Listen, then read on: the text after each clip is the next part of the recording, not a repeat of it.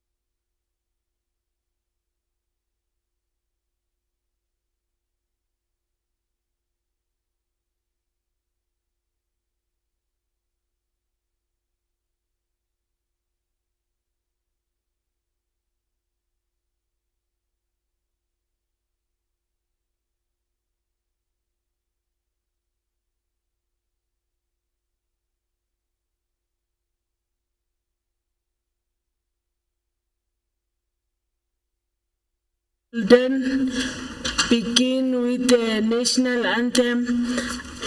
The Chair of Chairs, Nompumelelo Hlophe, will be directing the program of our Women's Parliament 2021. We will then request Umama, Deputy Chair of Chairs, Umam Tawete, as leading a national anthem. Siyaz makhosikazi ke mahlabeleli national anthem sonke siyasikima si observe lama protocol wayo.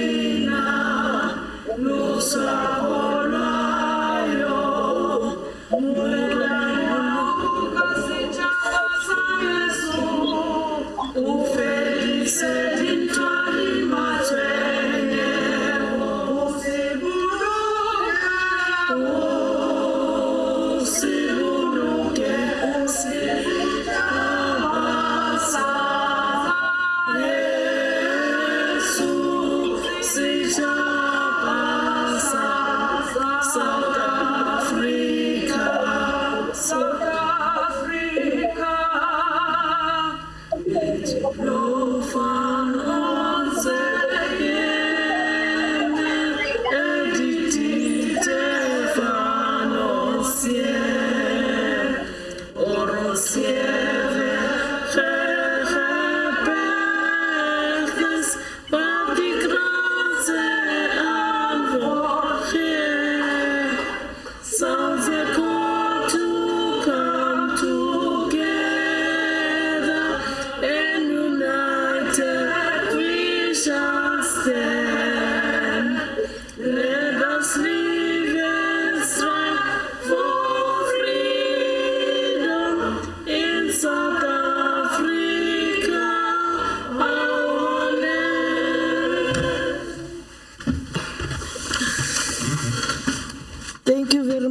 Honorable Deputy Chief Chairs and Zimbogoto for rendering that national anthem. We know that we are a diverse country and Mpumalanga is part of South Africa. With that, we have already opened our Mpumalanga Women's Parliament 2021. Let me greet and acknowledge. I know that the item of acknowledgement is still coming as Mbogoto. Let me greet and acknowledge our Deputy Minister, Honorable the Doctor of the Soil, Honorable Regina Mhaule. She is one of our own. Can we give her an applaud for that? And this parliament is taking place hybrid Zimbogoto. We are physical and there are other women visually. We should also note that we also have other women who are participating visually in that aspect because of the reason that we all understand that we are living under. So we should not be surprised when we hear members speaking visually. We should also note that. Having said that, I will then give it to the Honorable Speaker, Honorable MC Masilela, to give us the welcoming address. Over to you, Ma. Magi Masilela.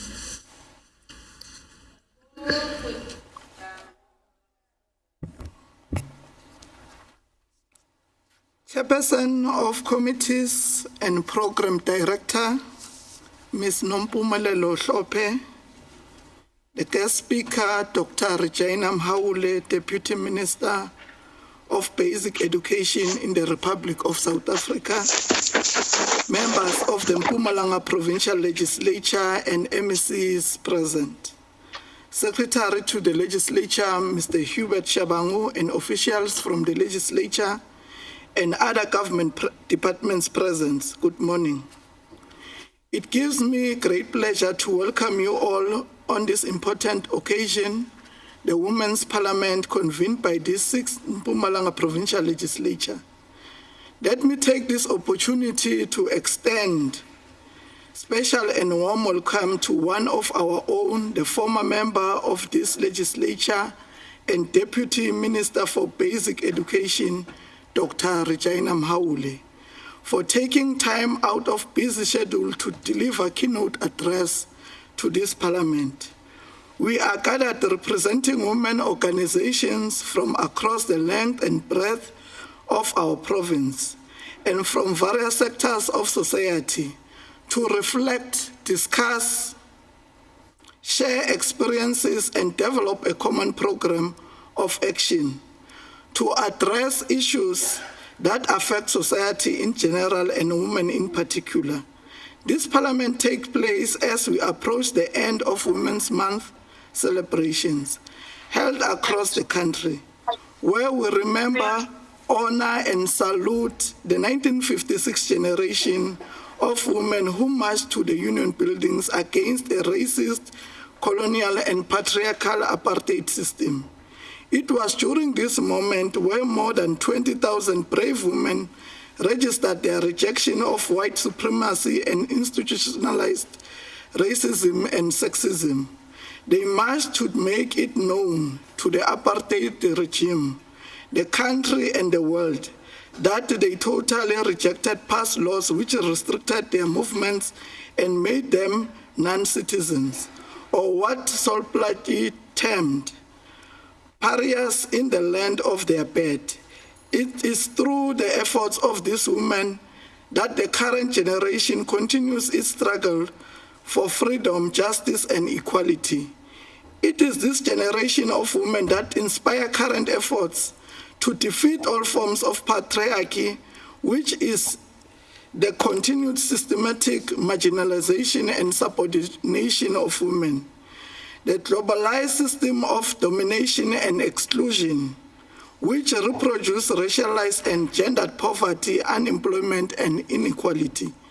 This generation of women to whom we celebrate inspire our mission to defeat the demon of gender-based violence known as GBV, which deepens the climate of fear, unfreedom, and anxiety among women.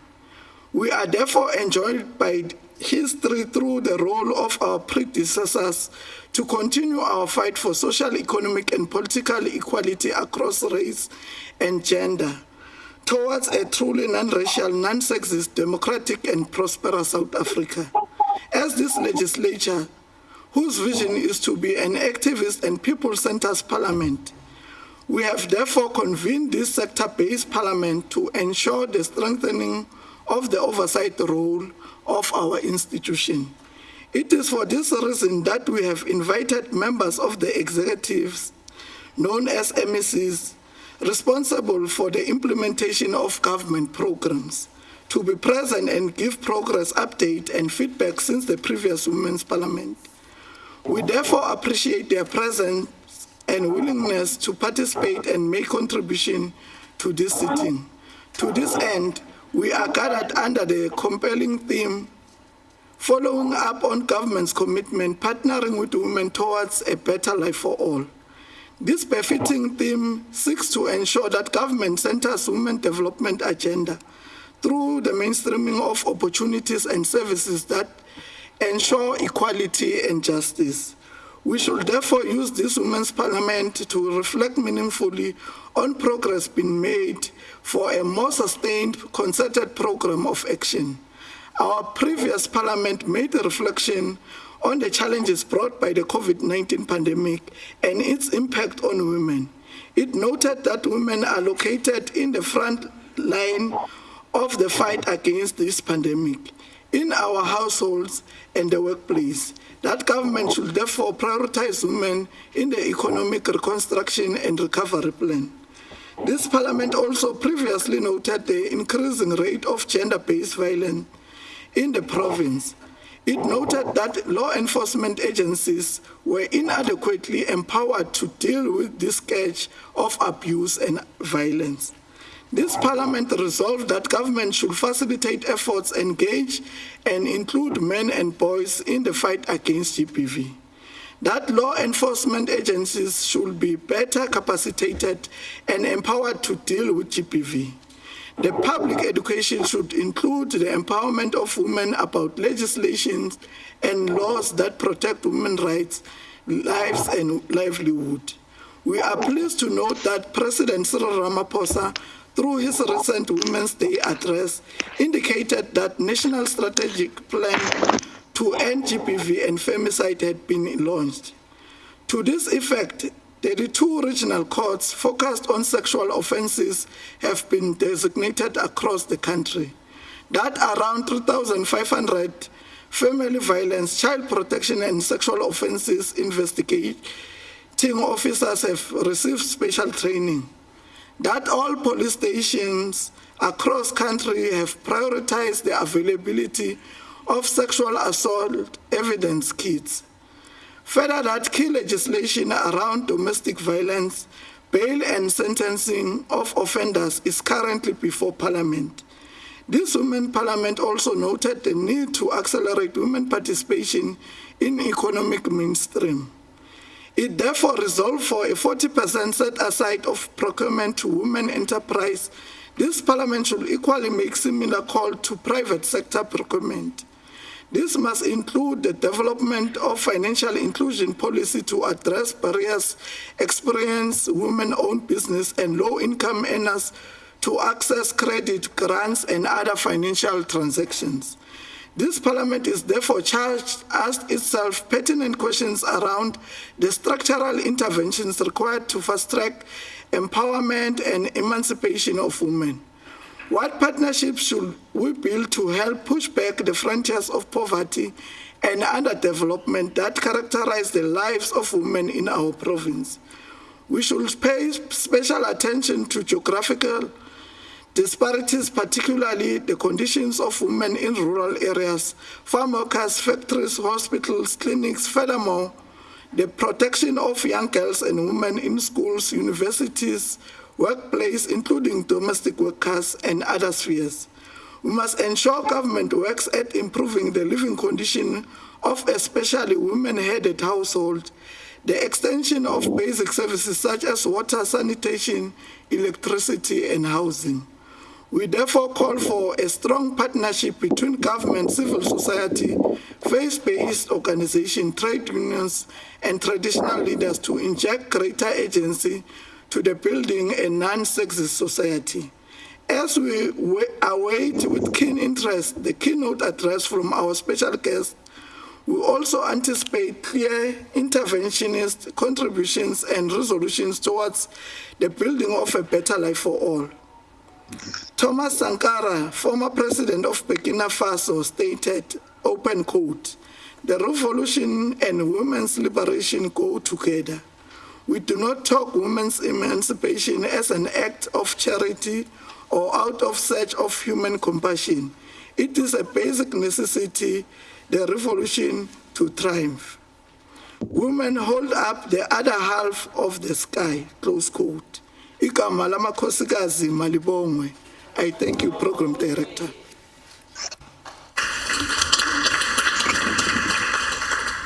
Thank you very much, Honorable Speaker, and thank you very much to our participant. Can we give her that gesture again? Your honorable members today, Ma'am, can we give the Honorable Speaker that gesture of uploading the hands? Thank you very much. With that, we are moving to item number 3. I will start by acknowledging that in our midst we have the Honorable Speaker, Honorable MC Masilela.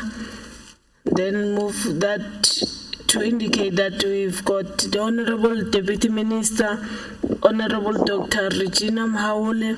We've got Honorable MECs on visual mode. We've got Honorable MEC Shiba, Honorable MEC Shongwe, Honorable MEC Manzini, Honorable MEC Lanchminare, Honorable MEC Shongwe. We've got honorable members here in our midst. I've seen Honorable Nyembe and Honorable Morgan, and some have attended on visual mute. I've noted that we've got members of Parliament, of National Parliament on visual mute. We are recognized, honorable members. We've got the political leadership here, Bumama, on parties that are represented here in Mpumalanga.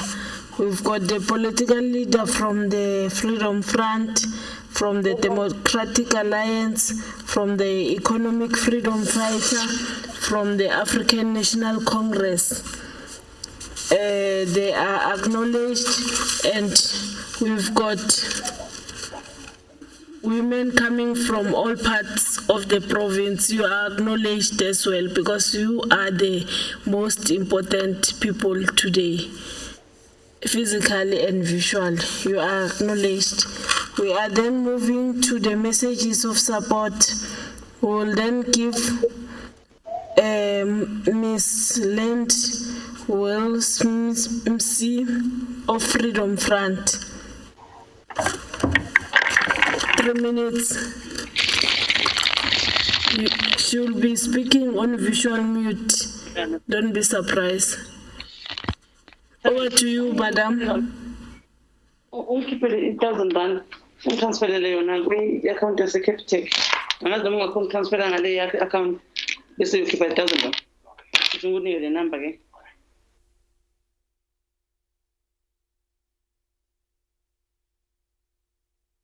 Can we be assisted on technical issues so that we can hear Madam over the visual mute?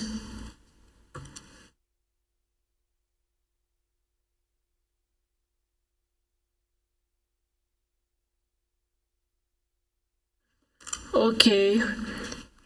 Over to you, Madam Velemse from the Freedom Front Plus. Madam Speaker, I just want to find out it's Councillor Aranda from the Freedom Front Plus.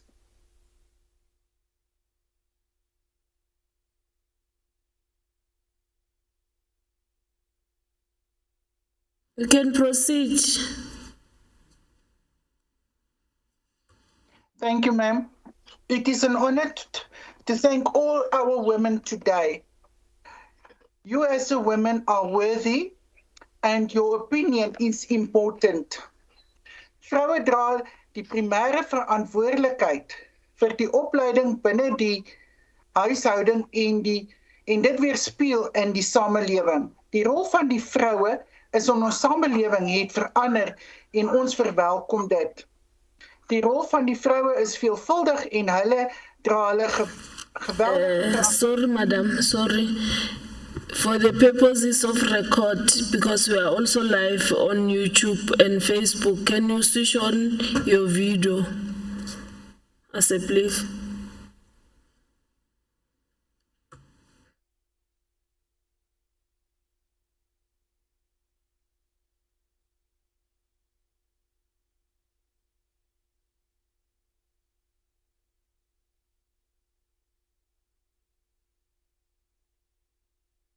Don't mute yourself. Unmute. You are okay now. We can see you. Unmute so that we hear your sound. Okay, must I start from the beginning? No, you can proceed from where I interrupted you. Okay, thank you, ma'am. I would appreciate it. Die rol van die rol van 'n vrou is veelvuldig en hulle dra geweldige verantwoordelikheid vir die vrou en kind. Die opvoeding van kinders in die primêre plig van die vrou in elke huishouding word omdat baie families gebroke is. Equality between men and women regarding salaries, work, promotions, representations in management. The government is or in a technical or entrepreneurs level is slow. Legislation regarding elderly people, women and children, disabled people, it's time consuming and they remain the victims of gender-based violence, verbal abuse and sexism. It seems as though these victims have no voice. Women are expected to perform better to prove themselves in a male-dominant society. Women are constantly in a battle to prove themselves. Women, your voice has a value. Use it. So I submit. Thank you, madam.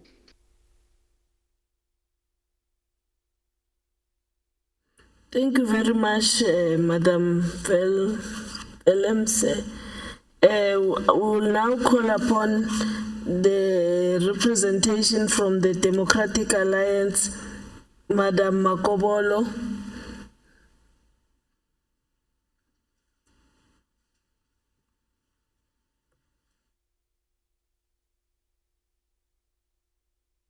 You can come to the podium, ma'am.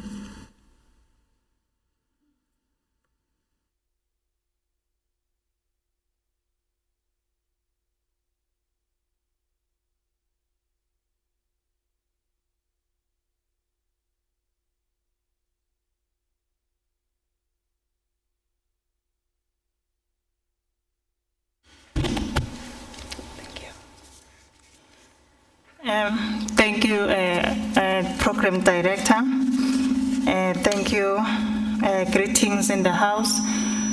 Greetings, Honorable Speaker and the MMCs in the House, is in Bogota, and the women who are in live on YouTube and Zoom, and all protocol observed. As a woman standing here, I represent all women in all different race and gender and age. Women should be given a chance to lead because they are also strong. They should be given equal opportunity, especially in politics leadership. Women should be empowered and given the necessary skills and economic development. Empowering women is essential to the health, social development, and the families, communities, and the country. Empowering young girls is the key to economic growth, political stability, and social transformation. I really appeal to the members of this House to use this platform to intervene and stop the gender-based violence. I appeal to all women around South Africa to put a stop, and we must encourage all women and encourage all to get the law involved in order for us to move forward, because this is a serious case under gender-based violence. As women, we need to partner with government for a change in a way women can be assisted in all over the country. As we know exactly what women go through in a daily basis, the killing of our sisters, young girls, and women must be in a stop. The law system can assist us on this. Thank you. I thank you, Program Director. Thank you.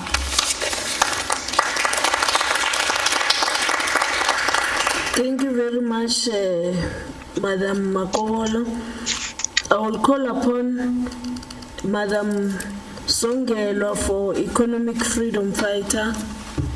As she's coming through, let me acknowledge the presence of Honorable Executive Mayors who are here and those that are visual, Honorable Speakers of local municipalities who are here and those that are on visuals, and all councillors who are here and those that are visuals. Over to you, Madam Songela. Thank you, Program Director. Greetings to the Honorable Deputy Minister of Education, Honorable Speaker, Deputy Speakers, and all members of this legislature who are present here and those who are joining us via Zoom. Greetings to everyone who is here as well from other political parties, and greetings to all religious leaders who are with us as well, and other leaders in other spheres. You all look so beautiful today. The EFF sends revolutionary greetings to all women of Mpumalanga, and we celebrate with all women from all walks of life in each and every corner of Mpumalanga. The Economic Freedom Fighters acknowledges that there is a noticeable transformation, growth, and women are no longer confined to the kitchen as it was previously. Women are being empowered, and we want to acknowledge that. However, we also acknowledge that there is still more work that needs to be done. The EFF also notes with sadness the increasing numbers in the gender-based violence, and would like to urge the government and justice system to act swiftly on all the cases that are brought before them. Would also like to appeal to the government not to give bail to all perpetrators of rape, domestic violence, and other forms of abuse. We wish to celebrate today abogogo bethu who are raising abantwana single-handedly emakhaya, abogogo who have to live with the pain of raising children because their own children have died because of HIV or other causes to death. We celebrate labogogo today. Today we celebrate abomama abathengisa ifruit ekseni, bavuka ekseni, bagibela amabhasi, and trying to put bread on the table for their children. We celebrate those women. They are our heroes. We celebrate our cleaners, our domestic workers. We acknowledge them. We acknowledge that they are able to breed our graduates and leaders. Malibongwe Kamal Makoskazi.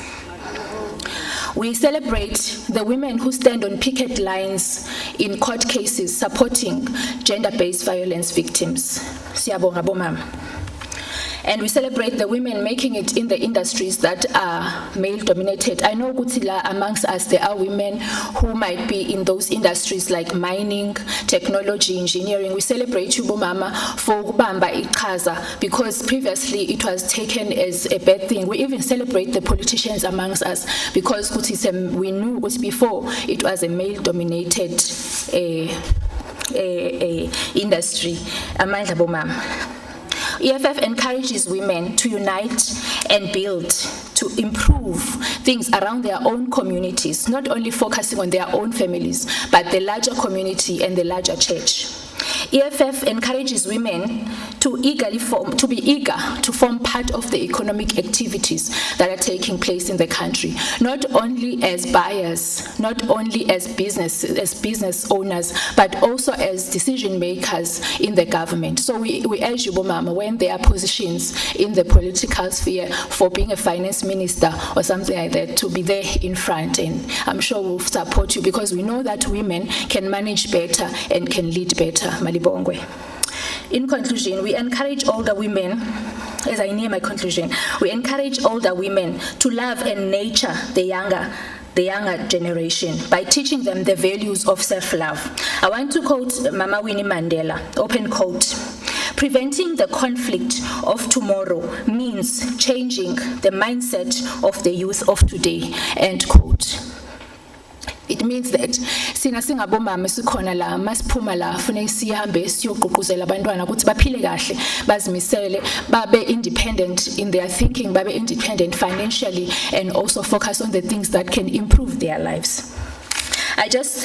We must not allow ourselves to be dominated, and we must not allow ourselves to participate or accept patriarchy.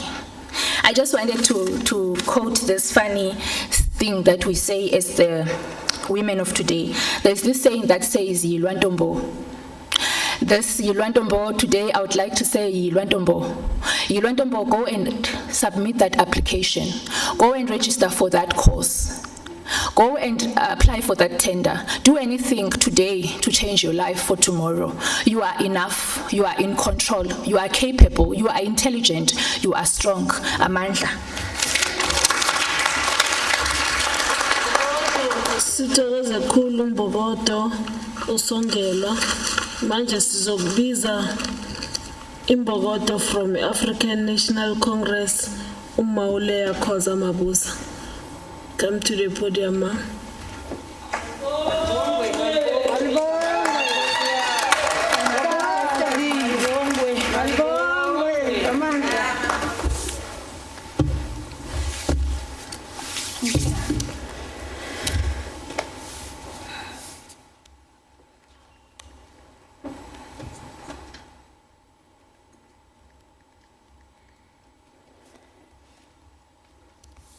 Mangithokoze program director ukunikezwa lethuba lokuma phambi kweshamthetho enkhulume nabomama. Ngibingelele Madam Speaker of the House Mage Masilela, greetings to the Honorable Premier in absentia, the members of the legislature, all women of Mpumalanga, abomage bangamakhosikazi, abomage abayibogogo, bomage abangabomage babafundisi, ngibingelele women in all organizations, formations, business sector, your young women, all women in different structure of business, and the women that are sitting in this August House. Ngibingelele umage lo sivakashele namhlanje, Mage Mahawule, Dr. Mahawule, the daughter of the soil of Mpumalanga, sibonge isikhathi esiphiwa sona se-African National Congress, as well as the ANC Women's League, ukuba sizokhuluma nomkhandlu wasempumalanga oyindlu eyisishamthetho. Indeed, it is an honor for the ANC Women's League to be invited and give a message of support to this August House as we celebrate the Women's Month. Madam Speaker, under the theme of realizing women's rights, we must indicate that Mpumalanga province is one of the rural provinces which we have in South Africa, very rich in land that women can be afforded an opportunity to participate in the agricultural sector and produce products for food security.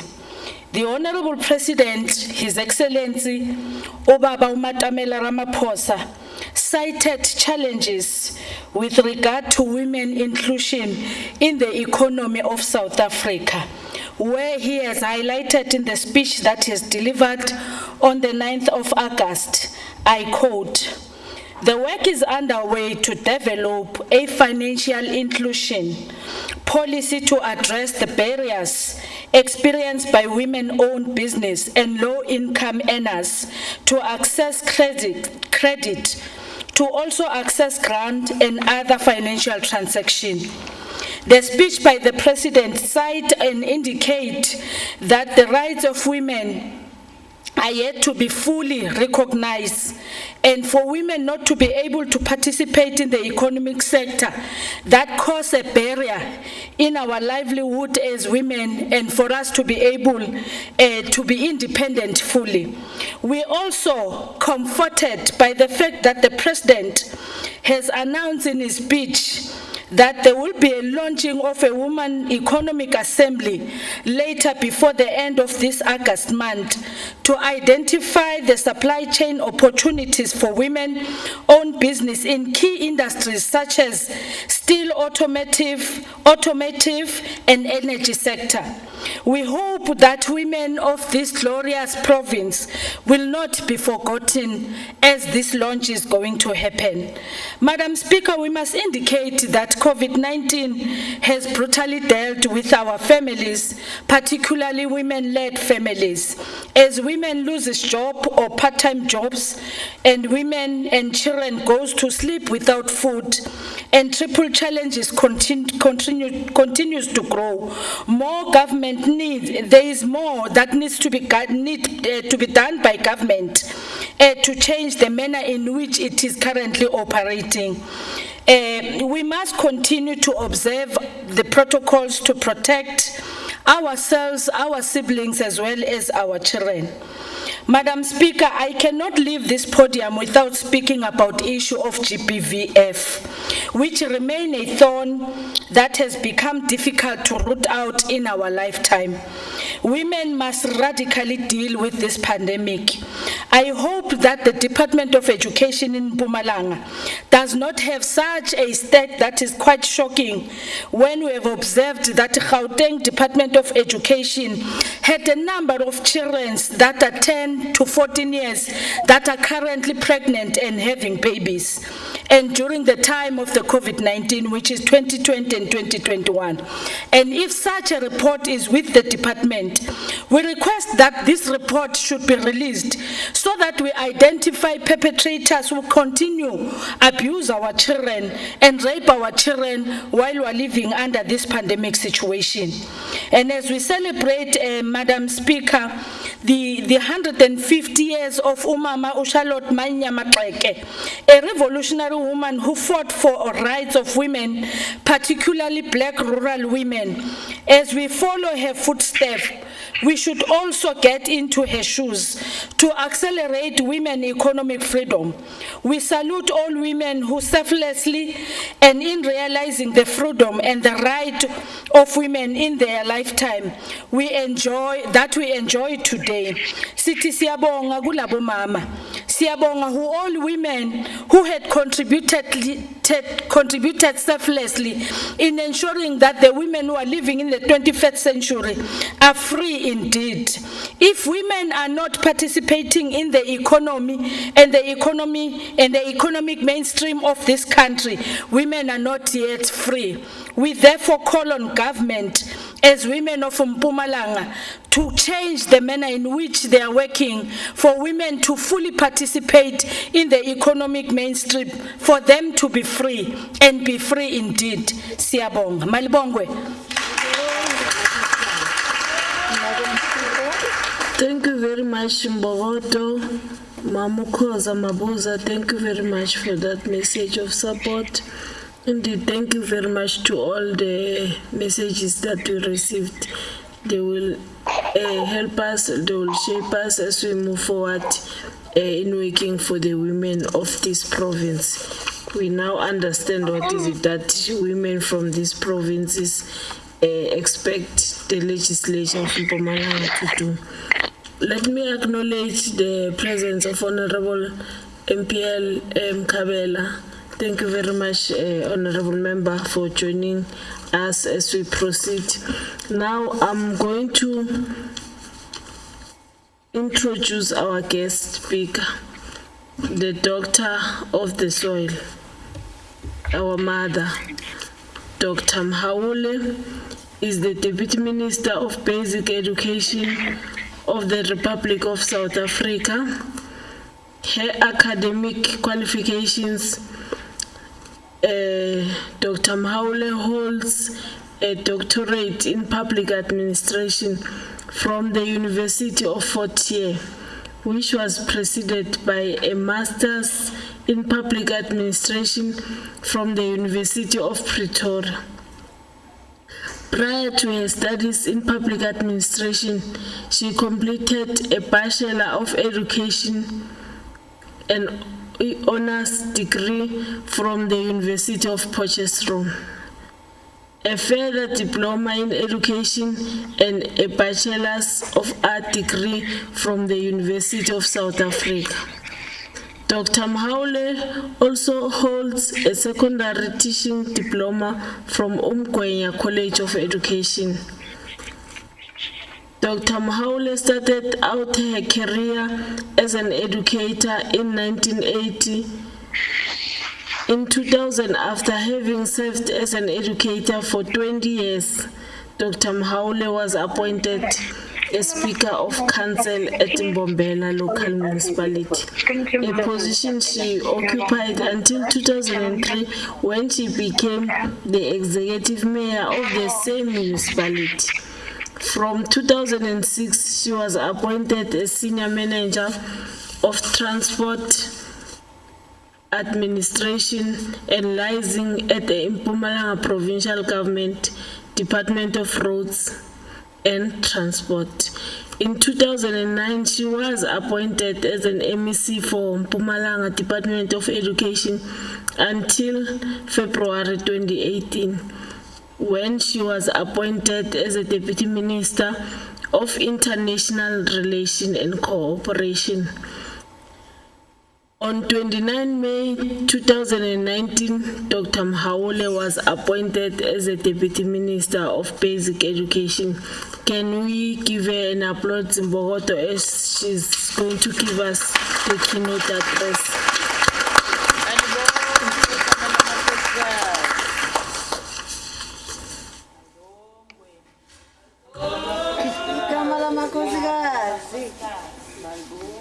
Malibongwe. Viva Dr. Mhaule, viva. Program Director, thank you very much for this opportunity and greetings to you. Greetings to the Speaker of Mpumalanga Legislature, Mema Silela. Greetings to the Chair of Chairs and Deputy Chair of Chairs. Greetings to our Honorable Premier Imbogoto, Ehola Pambili, who is leading the province with diligence and responsibility and accountability. Executive mayors that are on various platforms, and speakers of municipalities and all councillors, members of provincial legislature, and members of parliament residing in Mpumalanga, and including members of the NCOP, women in leadership at all levels, starting with MECs, HODs, DDGs, chief directors, until to the last one that is sweeping the floors. Women municipal managers, general managers, senior managers in all our municipalities. Women in business in Mpumalanga and in South Africa as a whole. Women in executives. In executives, we refer to those that are chief executive officers in their own homes, in their own small businesses, hawkers, domestic workers. They are executives because they make sure that everything go well in their space. So we greet you because you manage children, you manage households, you manage even your husbands and your brothers. Ladies and gentlemen, distinguished guests, sanibonani. Greetings to my secretary. I was deployed and I am deployed by the African National Congress, but I am the Deputy Minister for the Department of Basic Education in South Africa, servicing all people across the board. Honourable Speaker, thank you for the opportunity to participate in this Mpumalanga Provincial Legislature Women's Sectoral Parliament. This event is held under the theme following up on government's commitments, partnering with women to bring a better life. The sectoral parliament seeks to galvanize society to fulfill our constitutional covenant to achieve gender equality in our lifetime. It's no longer just about the commitment made by government. It is about the collective action we take as leaders, legislatives, and as people to advance the interests of the most vulnerable in our society, women and girl children. It is about partnering for a change, a partnership to accelerate women emancipation. Experience has taught us that the march towards gender equality requires a revolutionary alliance with men of stature prepared to fight in their corners where they are. This sectoral parliament is designed to draw attention on women's issues such as women emancipation, patriarchy, and gender-based violence and femicide. We convene in the year that our country celebrates 27 years since the dawn of our freedom. We are honored to celebrate together 25 years of the supremacy of our world-renowned Constitution. Our Constitution, Prime Director, calls for healing the wounds of the past and building a society at peace with itself, non-racial, non-sexist, and founded on civil liberties and social justice. Since 1994, South Africa, led by the African National Congress, has made considerable progress towards empowering women through various legislative policies and programmatic interventions, yet it is still critical to dialogue on these women emancipation. The dialogue is also timely because it allows us to invoke the spirit of our forebearers. Our forebearers such as Umama Charlotte Maxeke. We invoke the spirit of forebearers because it mitigates our present shortcomings. Mama Charlotte Maxeke made an indelible impact on many areas, including education, faith, and politics. It is the 150th year since the birth of this giant, our original mother of the nation, Umama Charlotte Manye Maxeke. This woman, we say this year, 2021, this month, August, we celebrate the role played by women in South Africa. Yet the original march that happened in South Africa, organized by women, happened in 1913, led by Umama Charlotte Maxeke herself, fighting against the past laws. They marched to Bloemfontein to deliver those passes which they had to carry throughout. Yes, it was not a success, but it was a beginning of a liberation by women. And the tsunami started from there, that women, because if you can just go back, Program Director, without consuming much time, the organization that is more than 100 years in the continent is African National Congress. And when that organization was formed in 1912, women were not allowed. It was only men of stature, academics, traditional leaders and priests. Women were not there. Umam Charlotte Maxeke, because of her brains, she was respected. She was there in the meeting, but just to sit in a corner somewhere to observe, not to open her mouth. But seeing that this noble man has established this organization, it did not move.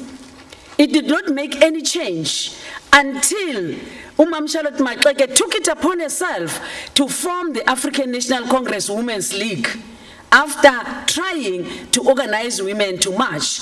And that's when the true revolution started, when women were involved in the struggle for the emancipation of Africans in South Africa.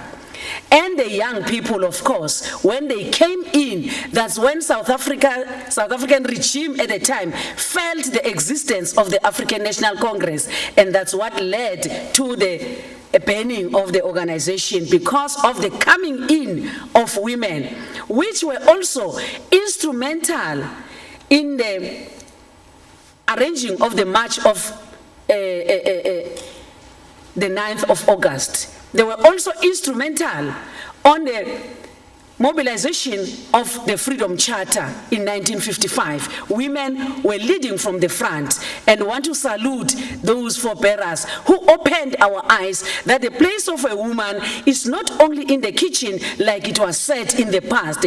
It was shown. Umam Charlotte Maxeke, at that time, women were not even allowed to attend school, but she said, against all odds, against all the difficulties, she said, as a woman, I will go to school.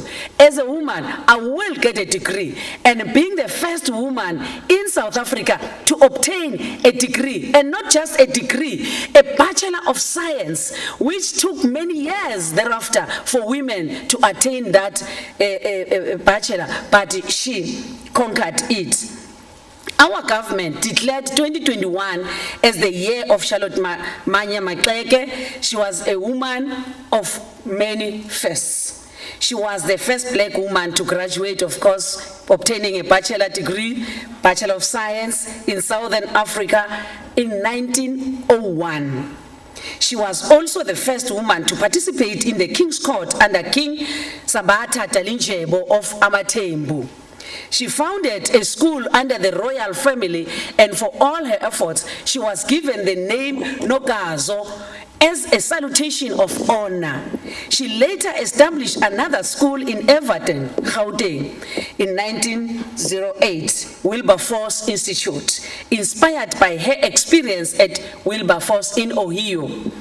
History books attest that she was the only woman that attended the first African National Congress conference in 1912. She was the founding president of the Bantu Women's League in 1918, which later became the African National Congress Women's League.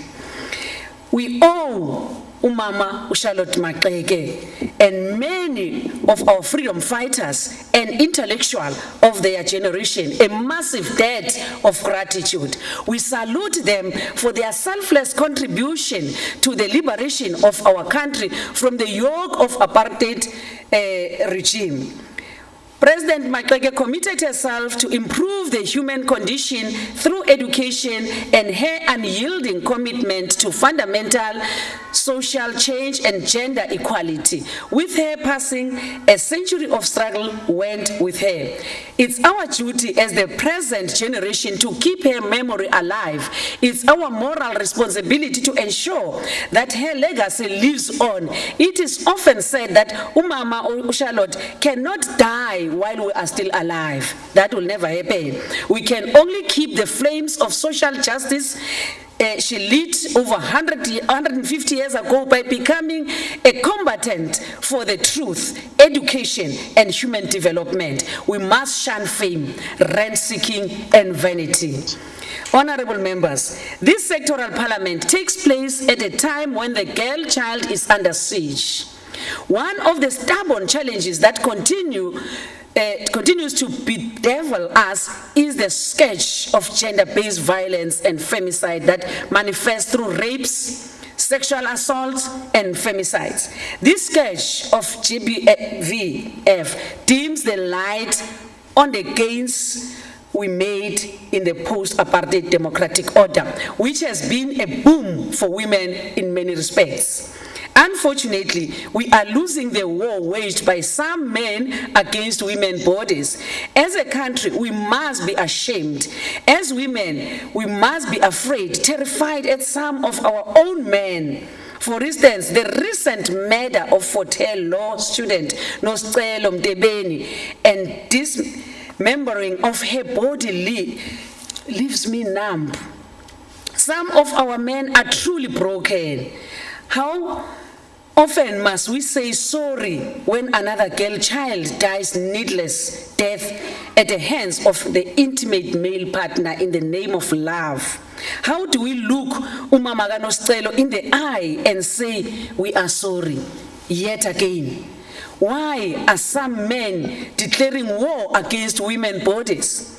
The death of Noscelo is a stark reminder that no legislation or justice system will protect us. We need a new man.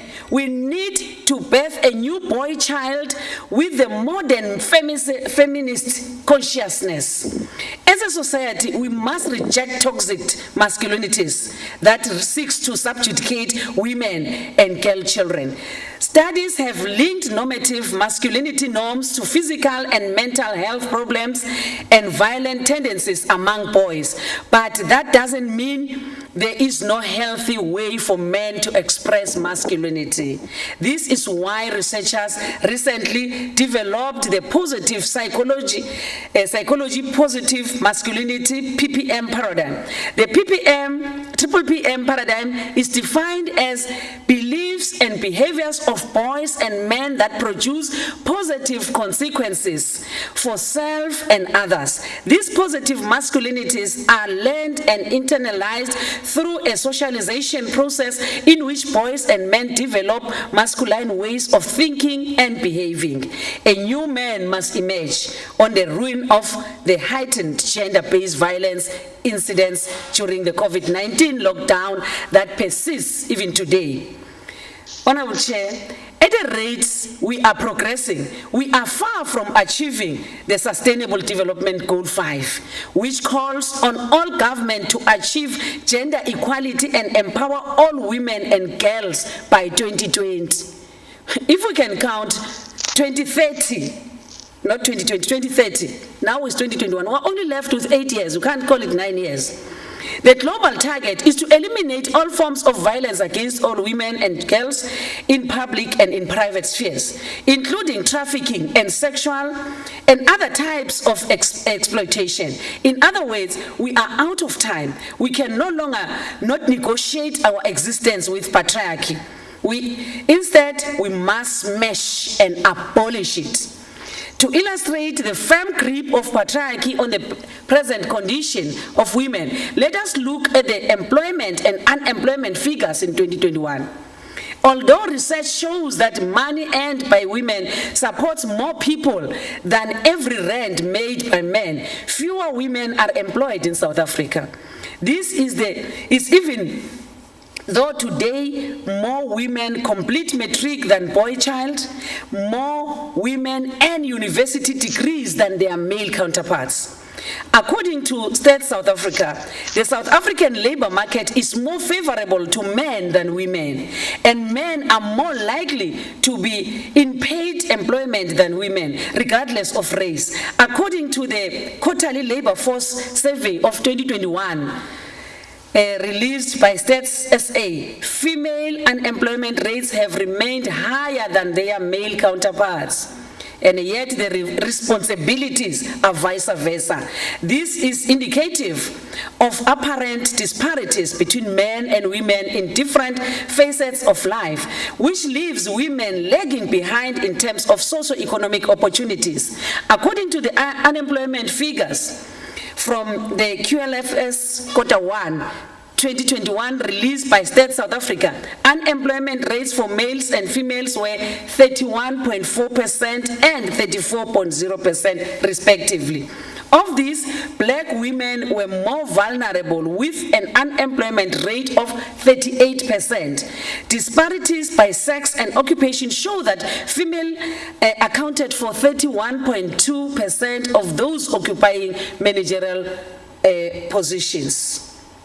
In addition, more women, which is 56.2%, than men, tended to be discouraged from participating in the labor market. In both quarter 1 of 2020 and quarter 1 of 2021, more than 4 in every 10 young females were not in employment, education, or training. Females were more likely to offer family commitments as a reason for not attending school than 17.1%. They are 17.1% as compared to 0.3% males.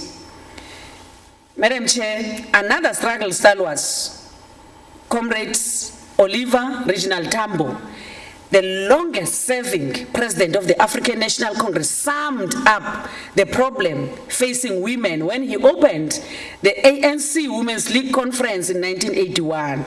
He said, "The struggle to conquer oppression in our country is the weaker for the traditionalist, conservative, and primitive restraints imposed on women by men-dominated structures within our movement, as also because of equality." I'm laughing, my secretary, as I remember the list of councillors, especially ward councillors, and women, when they are given that responsibility, they don't sleep.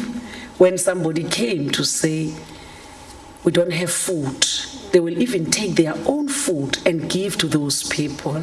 It's just unfortunate that when women have to be elected as councillors, we don't know, men emerge. And not only in the African Congress, African National Congress, in all the political parties in South Africa. Let me conclude what O.R. Tambo said.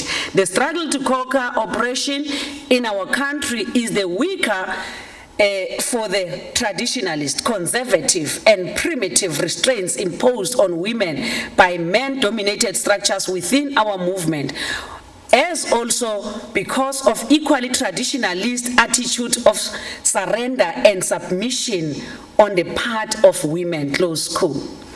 So as women, we are still facing much more struggles than the women who lived before us. We are facing the triple challenge of poverty, unemployment, and inequality that strike women more than men. And now we have COVID-19. It affects women more than men.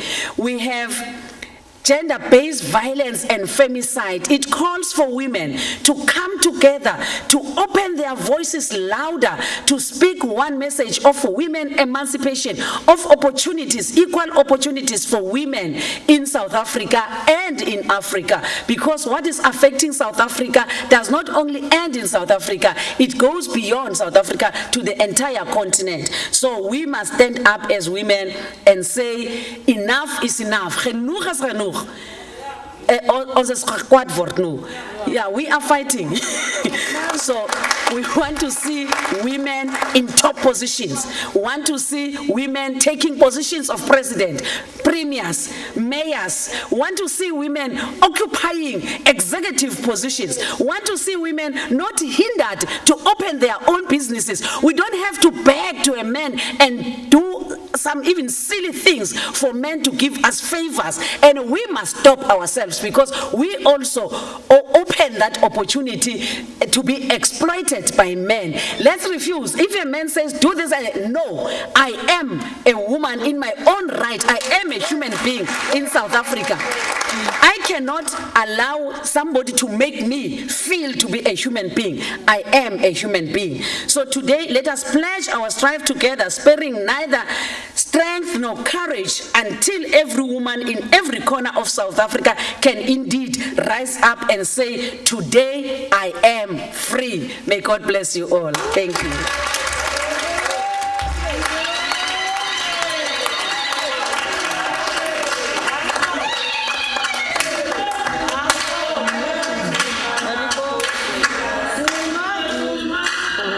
Duma,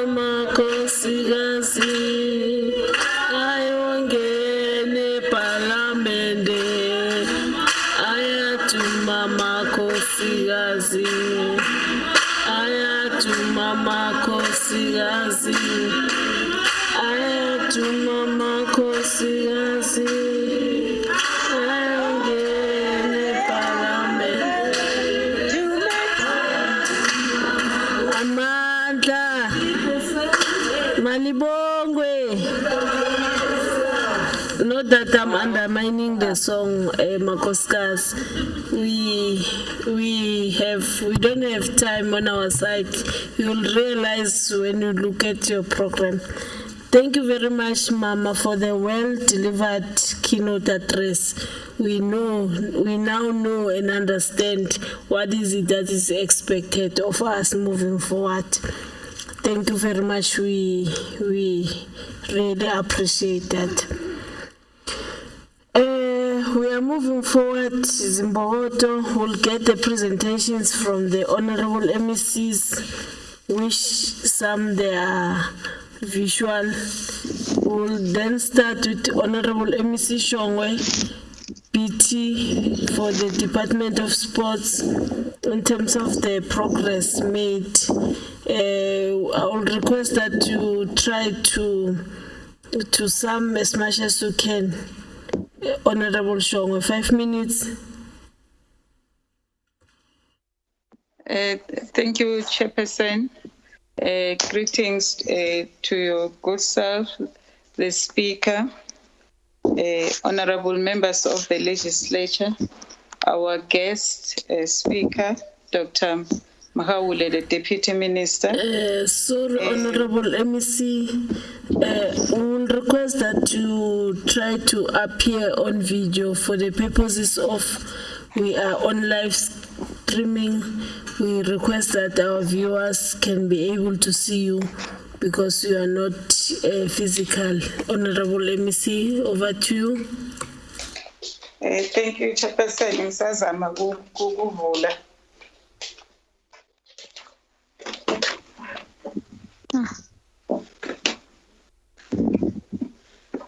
While you are still preparing yourself, MEC, to appear on the beautiful video that will appear on, I'll request the Honorable Speaker to perform the very short ceremony of handing over the token of appreciation on behalf of the Mpumalanga Provincial Legislature to the Honorable Deputy Minister.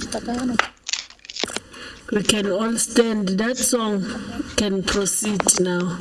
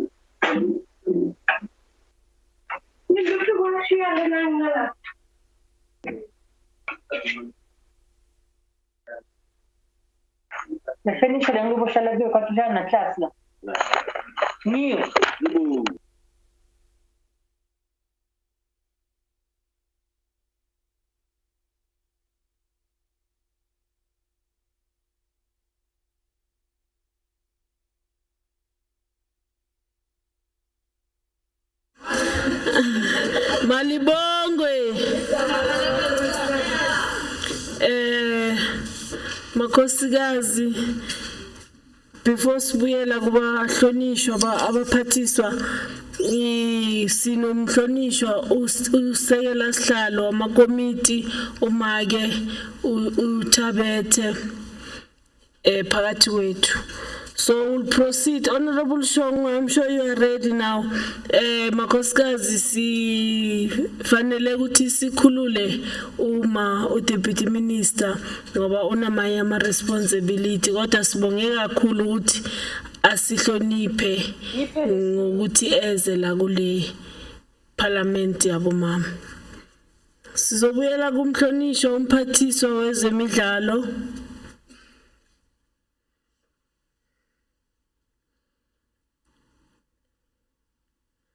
Mphathiswa Mamshongwe.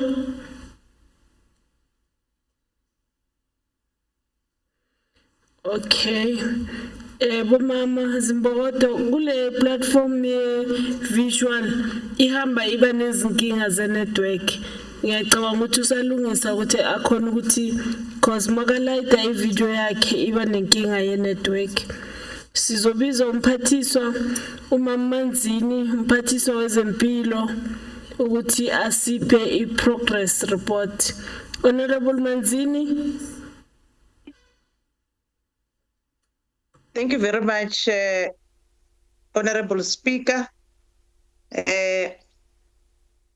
and also Honorable Chief Whip of the Majority Party, the Honorable Premier Umeri Philo Mtsweni-Tsipane, our guest, Umama Dr. Regina Mahaule, honorable members of the legislature, colleagues in the Executive Council, distinguished guests, ladies and gentlemen, Bogoto Zasempumalanga. The Department of Health must be applauded for the steering work in containing COVID-19 in the province. The province is among the provinces with lower cases, and the province as from the 24th of August 2021, had 141,070 cases cumulative, and I must say that the recovery rate is 95%, and it is highly regrettable that we have lost 1,827 people succumb to the disease. And of course, we need to thank our women, because we know that our women are the ones who are from time to time teaching our children, telling them about the health protocol in the province. Hence, we are where we are as a province, as led by Imbokodo, Umama Wetu, Umama Refilo Mtsweni-Tsipane. Indeed, if you have a woman leading from the front, you can see results that are taking us forward and protecting our people as a province. We must, however, appreciate the government intervention of introducing the vaccination program. And as of the 24th of August 2021, the province vaccinated 513,144 out of the 3,050,289 of the eligible population cumulatively. These numbers, Honorable Speaker, are not the numbers that we want to see, because we want our people to go and vaccinate. And let me take this opportunity in this August House, Honorable Speaker, and request our women that we know that whenever they speak, everyone follows, to go and make sure that they mobilize the community to vaccinate, so that we will be in a position to open our economy and also our lives can go back to normal. And I believe that from today moving forward, in Bogoto, as we are here today, we will see some changes. Our people will go and vaccinate. We're also observing that the department continue to ensure render all other services in the midst of the pandemic. We have just received the first quarter performance report, which the department performed 65% against the 60% plan target of the 2021 financial year target. In the same breath, the department strives in empowering women in the midst of the pandemic that has affected the economy of the country and the world at large. I'm pleased to report that since April, Honorable Speaker, the department managed to award 31% of the total departmental business to women-owned enterprise, amounting to 20,264,290. Our aim is to have more than 40% that was proposed by the House when we met here last year, and reach the 50%, which will indicate an equity and balance of genders of those who are benefiting in doing business with the department. The House also proposed that departmental sectors need to promote that women should participate in position of power. And as a department, I can report that some effort were made, and the Department of Health is having 43% of the SMS senior manager position post being occupied by women. And the aim is to prioritize the appointment of females in the SMS position in order to comply with the employment equity target of 50%. On this one, we know that the Honorable Premier, Umere Philip Tshweni, she led by example by making sure that her executive does have 50-50. And also, as a MECs and HOD of women also, will make sure that we increase the 43% that currently we are having to at least 50%. As I conclude, Madam Speaker, allow me to quote the Nobel Prize winner, who was the seventh Secretary General of the United Nations, Kofi Annan, when he said, open quote, gender equality is more than a goal in itself. It is a precondition for meeting the challenge of reducing poverty, promoting sustainable development, and building good governance, close quote. Hence, it is critical for us to ensure that we empower women, even in the midst of the pandemic, and come up with innovative ways to improve their lives. And as a department, Honorable Speaker, will make sure that we continue to make sure that opportunities that are there in the department are given to women also, and not only older women, but also young women and youth in general, because these are the population that are in majority in our province and in our country. I thank you, Honorable Speaker. Thank you very much, Honorable MEC, for the well-delivered progress in terms of the issues raised in 2020 by women of Mpumalanga. Can we applaud her? Thank you very much. Malibongo is a trend that we set, so we'll applaud everyone who's going to speak. I will then now request Honorable MEC Shongwe, VR, for the Department of Agriculture, to give us the progress report. 5 minutes, Honorable MEC, the leader of government.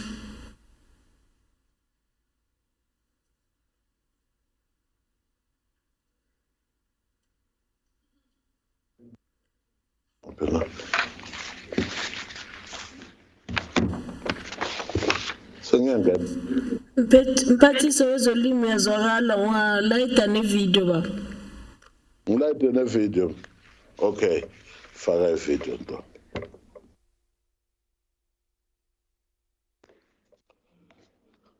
Sawubona mhlonishwa.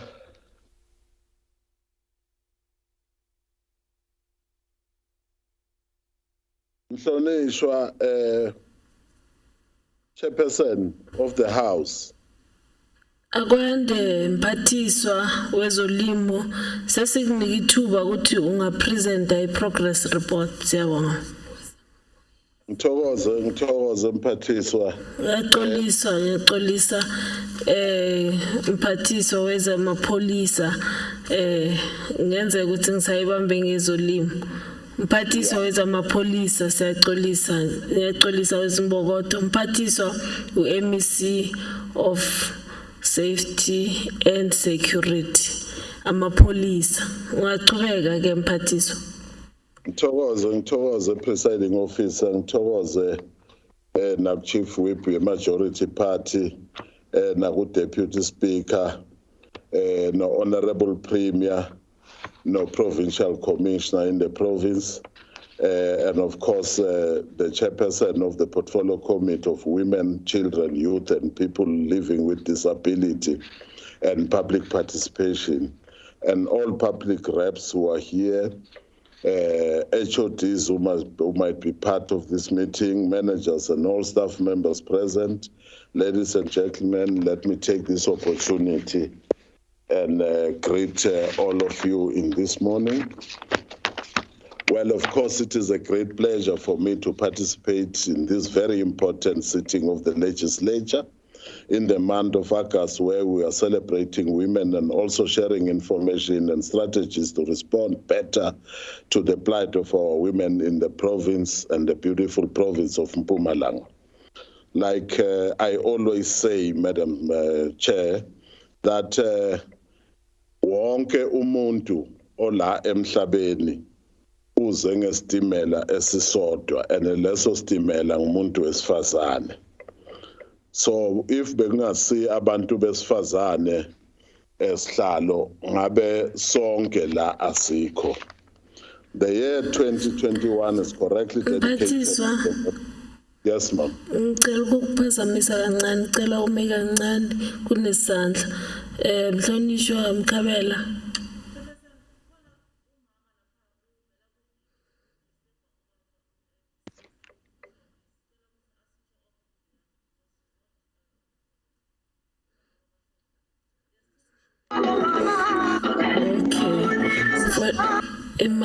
For the purpose ukuthi sonke singaphazamisani, sicela i-video ekhanyako kube ya member on podium so that sikhona i-focus ibe kuyi even laba babukele live babonene. Thank you very much. Sorry, MEC, you may proceed.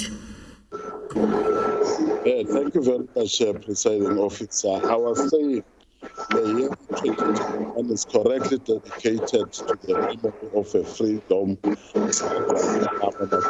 and many more women provided women with the capacity of leading at that particular time. Women are so important in our daily lives, and as such, they must be protected, respected, loved, and be nurtured. Women must be given an equal opportunities in leadership position and also participate in the economic activities. Most homes are led by women, and you hardly find disorder in those homes unless boys and men refuse to be led. Equally, in our society, we must submit to be led by capable women, because when given an opportunity, they excel, and there's always a peace where women are leading. As a political head of the Department of Community Safety, Security and Liaison, working together with the South African Police Service, which is led by women, of course, Major General Manamela, we want to say we are quite happy in the capacity and in the leadership role that she is providing from time to time. We carry the responsibility to ensure that we provide security services in province, in particular to our women. It is my duty to ensure our women find precise expression in the programs and activities of the department. Issues noted during the Women's Parliament held in August 2020, well, in intensifying the fight against gender-based violence, one, there is a violation of protection orders. To prevent violation of protection orders, victims must report to the nearest police station without any delay or any fear. Protection orders are meant to protect victims from perpetrators. Failure to enforce adequately and report violence may compromise victims and even to needless loss of lives in most cases. Mphathiswa, kulento yama protection orders siyabaqwashisa kakhulu abantu besifazane ngalento ye-GBV, and siholwa ngumama undunankulu umama uRefilwe Mthweni. Esikhathini esiningi mina as a leader of government business ku cabinet yakhe as a man futhi ngiyayidlala a leading role in making sure that we fight this scourge. Ubaba uPresident uCyril Ramaphosa uthe lento ye-GBV asiyideclareni njenge-pandemic. And I think if we can do likewise, we can be able to deal with the scourge that was what we're facing on daily basis. It is like the society has declared on itself. That is why we continue this plight throughout the 365 days of activism for no violence against women and children. We're no longer talking of 16 days of that particular program. We're talking of 365 days in a year. And siyagqugquzela nokuthi abantu abatholakala bahlukumeza abantu besifazane izigwebo abayitholayo presiding officer kuba ile igwebo ezibafanele bahlale ejele babolele khona nabo baba laba nabo bhuti abatholakala ukuthi bahlukumeza bogogo abanye bakhona bahlukumeza bogogo abanabo 60 years 70 years and so on sexually sithi ke labo bantu labo kufanele bahlale ejele babolele khona nalama facilities lawa ama victims alezinto zabo ma rape nokuhlukumezeka kwabantu besifazane sifuna ukuthi njenge department abonakale ukuthi ayasebenza la eMpumalanga and kufanele ngisho mphathiso mqhubu wehlelo sengithi mphathiso mqhubu wehlelo kufanele ngisho ukuthi engikubonile since ngibuye la kule department lama victim facilities awasanikezwa the necessary attention and HOD la celeni kwami will make sure ukuthi lama facilities siyawa revive ukuze akwazi ukuthi abantu besifazane nezingane ezihlukumezekile zikwazi ukuthi ziyothola ama counseling zibambisene nabo DST kulawo ma areas ama police station ethu amaphoyisa under leadership and the capable leadership ya General Manamela siyawa empower abantu ukuthi abantu mabayo report ama cases bangathi mabareport ama cases ama rape cases namanye ama cases kube khona iphoyisa lizambizwa ukuthi ujabulile yini uzweni watsha wacima bafanele baphatheke kahle ngenhlonipho kulezo ndawo lezo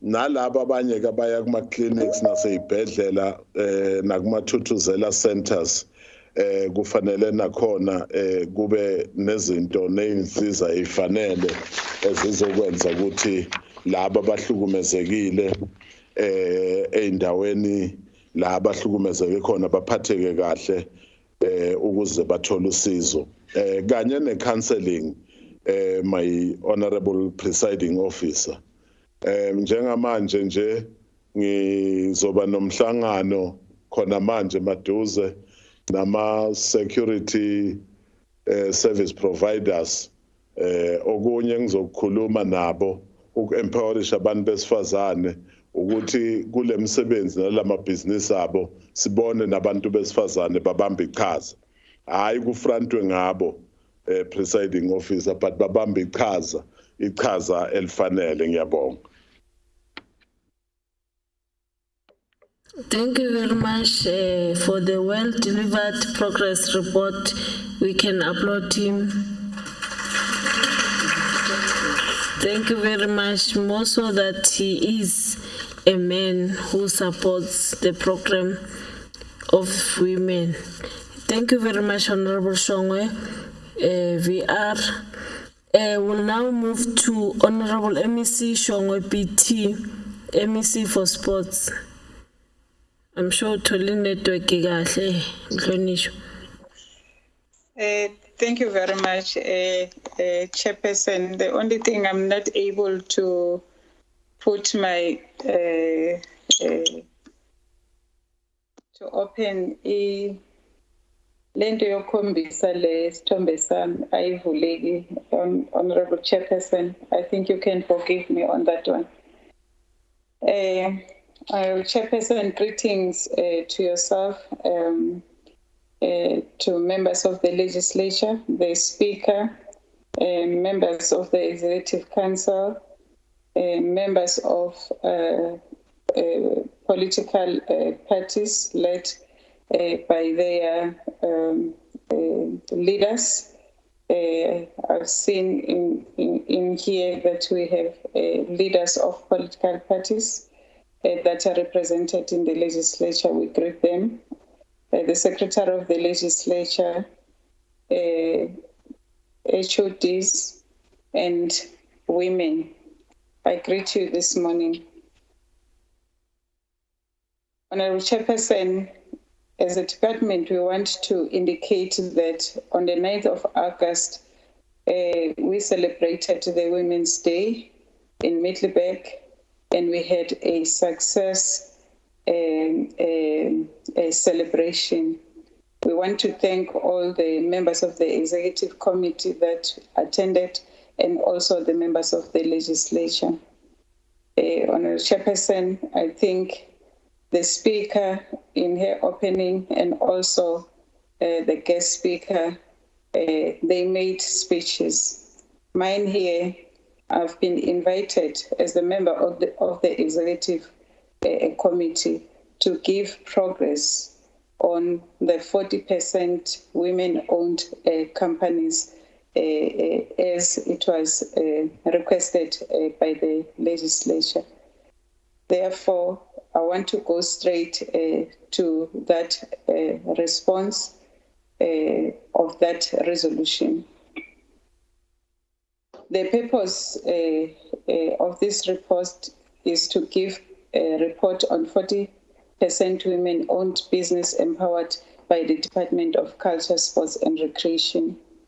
The department made remarkable strides to ensure that at least 40% women-owned companies are empowered in the procurement of goods and services in the department. In the 2020-2021 financial year, a total of 53% constituted by 103 of 190 or constituted by 103 of 193 procurement transaction in the department was dedicated to women-owned businesses. A positive variant of 13% has been realized. The department will continue to prioritize women economic inclusion in the 2021-22 financial year and outer year to realize sustainable gender equality. Therefore, we recommend that the progress report on 40% women-owned business empowered by the Department of Culture, Sports and Recreation be noted and be supported. And we further want to indicate to this sitting that as a department, we will provide a list of all those companies that were empowered so that it does not just become a presentation on paper, but we'll then send the progress report and also indicate all those companies that were empowered in the 2020-2021 financial year. I thank you, Chairperson. Thank you very much. Can we applaud her? Thank you very much for the well-delivered progress report, Honorable MEC. We are proceeding. I will call upon Honorable MEC Shiva for the cooperative governance. She was on the platform earlier, it appears. Honorable MEC, over to you. Yes, thank you very much, Chairperson of Committees. Let me greet you and also to greet the Deputy Minister for Basic Education, Honorable Dr. Regina Mhaule, the Speaker of the Mpumalanga Provincial Legislature, Honorable Masilela, the Honorable Premier, Mem Tsibane, honorable members of the Mpumalanga Provincial Legislature, my colleagues, MECs that are present, executive mayors, chief whips, MMCs, speakers that are present, secretary to the legislature, the leader of government business, Honorable VR Shongwe, representatives from different political parties in the legislature, participants on visual platform, and those that are at the legislature chamber. I greet you all in the year of Machalot Manyamaklege under the theme following up on government commitment, partnering with women to bring a better life. Honorable Chair of Chairs, thank you very much for an opportunity that is given to me. Our presentation will cover the status of women employment at COCTA, including CGWs and ward committees, status of women economic empowerment in the department, as well as the status of women employment in municipalities. Because of time given, Chair of Chairs, I will just zoom to the percentage. I will not read all the numbers, but I will just be selective. Thank you very much. In terms of the gender distribution in the department, Chair, out of 726 employees, females are 389. Of which they are 54%. It means that we are at least doing well on this category. On women community development workers, under Hlanzeni district, we are at 46%. Under Khartsibande, we are at 62%. And under Ngangala, we are at 61%. We are doing well at Khartsibande and Ngangala. However, Hlanzeni, we are a little bit low by 4%. Then the women ward committees are as follows. Under Hlanzeni, we are at 38%. Under Khartsibande, we are at 62%. And under Ngangala, we are at 49%. It means that we are doing very well at Khartsibande.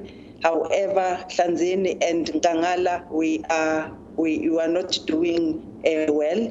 We are a little bit lower. On women economic empowerment, Chair of Chairs, in terms of percentage that are benefiting for the service providers in the department, we have budgeted 87.3 million for the blacks category. However, on that one, Honorable Chair, we are not doing very well because women are benefiting to the amount of 18.5 million, of which we are at 21.16%. The women councillors in the municipalities at Hlanzeni district, we are at 40%. Khartsibande, we are at 30%. Ngangala, we are at 31%. Chairperson, we are not doing very well in all the districts. And women employment in municipalities, yes, women employment in different municipalities. Hlanzeni were at 36%, Bushbuckridge were at 29%, Mbombela were at 13%, Ngomazi were at 41.2%, Twabachewu were at 32.7%. In Khartsibande, Chair of Chairs, we are at 40.3%. Chief Albert Lutuli, local municipality, were at 38%. The Baliseng were at 23%. Dr. Pixley were at 21%. Gavin Mbegi were at 22%. Ligwa were at 14.4%. Mkondo were at 24%. And Suga Ligwa were at 16.7%. We are not doing very well, Chair of Chairs, in this category. And at Ngangala were at 45.8%, Emakazeni 23.8%, Emalahleni 36.6%, Dr. J.S. Moroka were at 34.3%, Steve Chwede 34%, Thembisile Hani were at 43.3%, Victor Kanye were at 31.7%. Chair of Chairs, in conclusion, the department will continue to monitor the status of women employment with particular attention given to the senior management positions. The women economic empowerment as service providers is not satisfactory, as I indicated, and that the department will strive to improve the number of women-owned service providers for services. And the department will also engage the municipalities through various forums and platforms to achieve the women employment target they set in their equity plans. Thank you very much, Chair of Chairs. Thank you very much for the well-delivered progress report, Honorable MEC. Can we give you a round of applause? Thank you very much, Mbogoto. We'll now call upon Honorable MEC Lashmina Re, MEC for Public Works. She was present earlier. I don't know if she's still present in the visual. Over to you, Honorable MEC. Thank you, Chairperson, for the session. Greetings to the Deputy Minister, to the Honorable Speaker, Honorable Masilela, members of the Executive Council, as well as to the members of the Legislature, Executive Mayors present, Speakers of municipalities. I greet you all. Honorable Chairperson and Honorable Speaker, I think let me take the opportunity to welcome this platform that was created for all executives to come and account in terms of the direction that we are taking in our relevant departments to address the challenges of women that is faced in our communities. Honorable Speaker, to come to account, I think we have to take a certain direction in terms of Sorry, Honorable MEC, Honorable members, Zimbogoto, ku-platform siyacela ukuthi nimute nicime nama-video ngoba kuphazamiseka umphathiso maka ku-platform siyacela ngoba siyabona ukuthi ubani oyilayitile angeke kube kuhle masitokubiza ngekama siyacela ukuthi sihloniphane siyabawa. Over to Honorable MEC. Thank you, Chairperson. As I was saying, to come as a department to account in terms of how we are taking, or what we are doing to address the challenges, one needs to look at the issues that was raised previously on this type of platform. And one of the findings that we found previously was that women in general, and particularly those in rural areas, remain excluded from economic activities in the Department of Public Works, Roads and Transport. And as a department, we're responding to that by giving a detailed analysis of the department awarding 45.8% of all contracts to women-owned enterprises during the 2020-2021 financial year. Now, if you take the value of these contracts that were awarded to women, it comes to a total amount of 37.2 million rand and converted to a percentage of 87.5%. And the direction that we take is we understand that public works, roads and transport, majority of our work relies on procurement processes. Hence, the department will continue to prioritize women enterprises where advertising of bids are included. The other finding was that over the past decades, over the past 2 decades, the country in the public sector, we have failed to promote the participation of women in positions of power. And the department has included the target of 40% contracts to be awarded to women in our APP as well as our strategic plan. Now, the province plans to create 17,672 work opportunities for women in the 2021-2022 financial year through our expanded public works program. Honorable Chairperson and Honorable Speaker, I think most of us know about the program that the department is in the process of implementing, our Sakavaki program, where the Honorable Premier indicated that in past years, Sakavaki program was open to both male and female contractors. However, in this year, the next 2 years actually, the contractors will be only female contractors. And the reason for concentrating on only female contractors is in a need to empower them so that they can increase their CIDB grading. You may find that challenges of women in the construction industry is not in the form of capacity or resources, but in the form of what their CIDB grading states. During the whole month, the Department of Public Works has held joint operations with municipalities, particularly with the municipality in Steve Swete, where we conducted a roadblock held only with female transport inspectorates. I'm happy to say that even later today, we are having a program where we are speaking to women in conversation, dealing with the South African network of women in transport, as well as South African women in construction, as well as the leadership of Centaco, because we feel as a department that women are undermined in the field when we come to the taxi industries, particularly if they feel that it's an industry we are requesting the IT guys to provide us. Sorry, Honorable, let me see. Aranda, please mute your mic. You can proceed, Honorable, let me see. That was the presentation for the Department of Public Works, Roads and Transport, and we will continue to ensure that women in our management positions, currently we are sitting at 40%. However, as a department, we are taking the necessary steps to ensure that we try to increase that percentage going forward. Thank you, Honorable Speaker, and thank you, Chairperson, for the opportunity.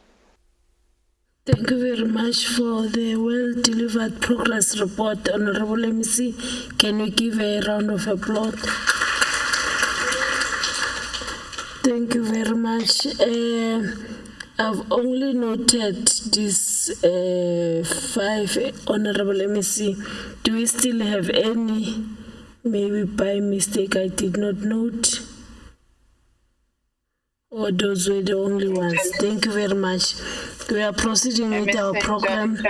The women of this province have been hard at work preparing for this Women Parliament. I'm aware that there were district activities where they've engaged in commissions. And even yesterday, they've engaged in commissions where they were dealing with these thematic areas. So they've elected their reporters who will be representing them. So I've been briefed that commission number A and C were combined because when they compare their resolutions, they appeared that they speak to each other. So we'll start with presentation number B on building an activist boy child towards a fight against gender-based violence. So it will be presented by Umamufuti Sibanyon from the African National Congress. Mamufuti, over to you.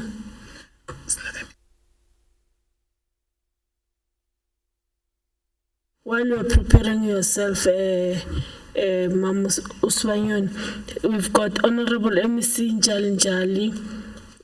I'm pretty that she's ready. She'll come in before we go to the presentation of commissions. Honorable MC Njalinjali for Social Development. Over to you, Mphathiswa.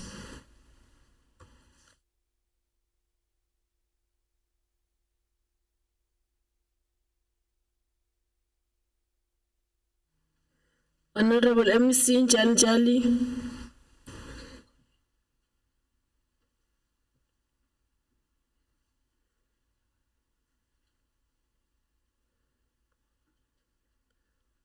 Honorable MC Njalinjali. Mphathiswa wezokuhlala kahle. Thank you very much, Honorable Speaker, I'm not sure whether I am audible. You are now audible. You can switch on your mic, ma. May I request that due to network challenges, I keep my video off if it's permissible, Honorable Speaker. It's fine. You can proceed, Honorable MEC.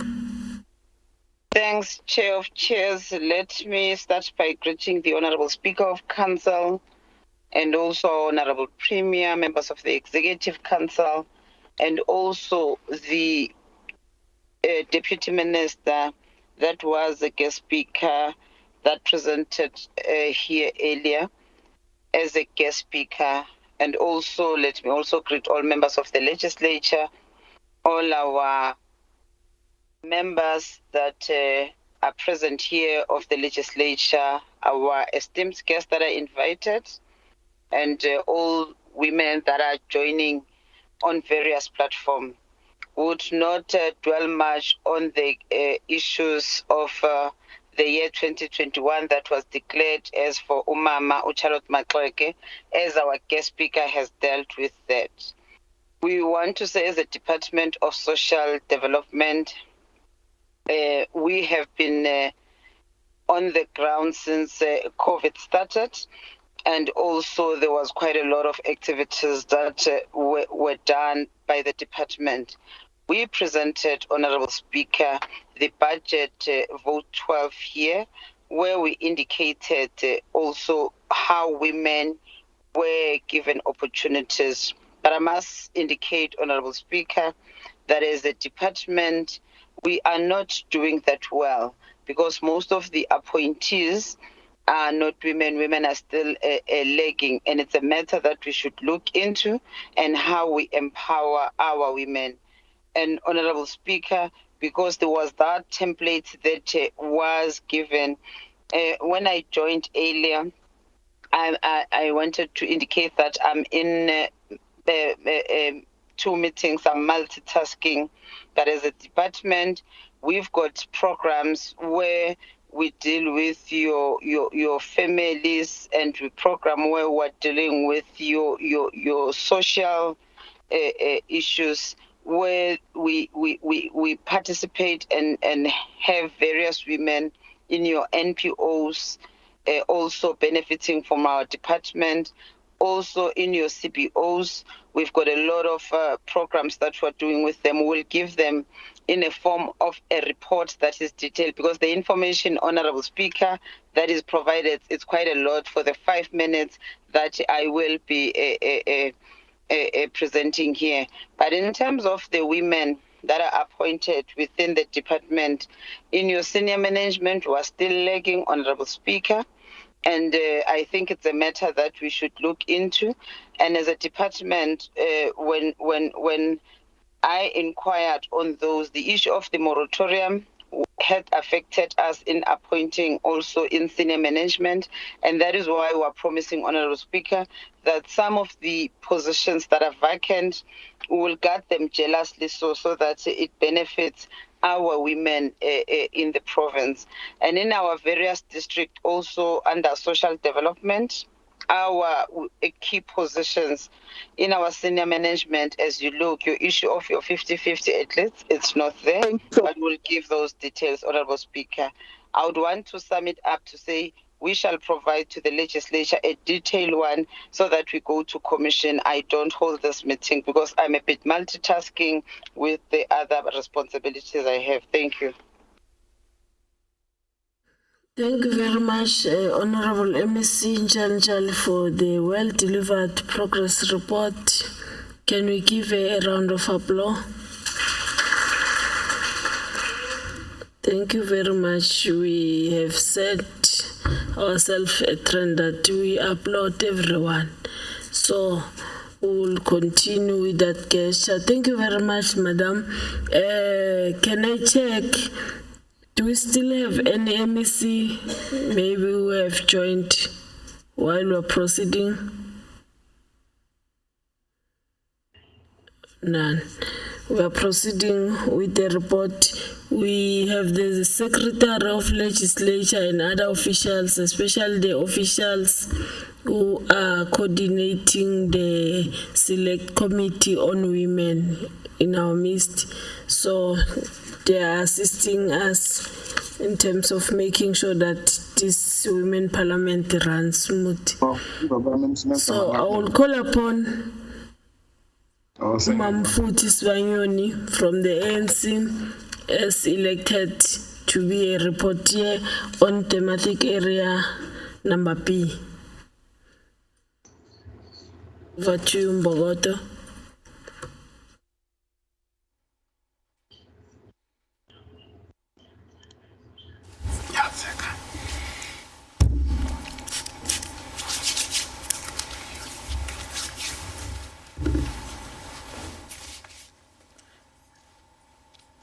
Let me take this opportunity to greet yourself, Chairperson or Program Director of the session, Mageshope, Honorable Speaker of this August House, Asapumile Mage Masilela, Bingelele Honorable Premier, all the members of the Executive Council present here in this August House, and those that are connected virtually as we are on hybrid. Greetings to our Deputy Chair of the committees, Mage Jeanette Tabete,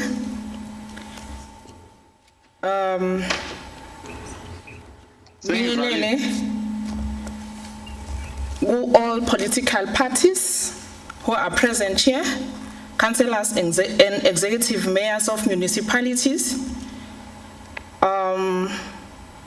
Greetings to all Abo Mama, Abakona, Pakati, Kule August House, Namhlanje. Greetings to our Secretary of the Legislature, Ubab Shabang, and all members of public who have joined this meeting today. I greet you all in the name of Jesus Christ, amen. Let me start by saying I am so grateful for the opportunity afforded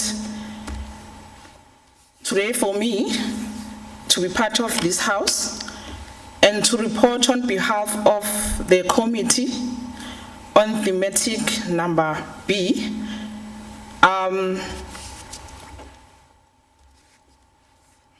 On building an activist boy-child towards the fight against gender-based violence. Yesterday we were on commissions and we have noted some points that I will present here and some recommendations from the committee.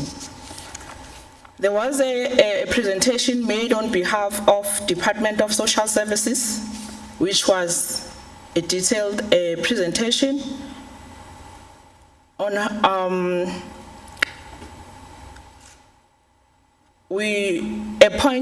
second point that we have noted as a committee was on culture, on religion, on media and tradition.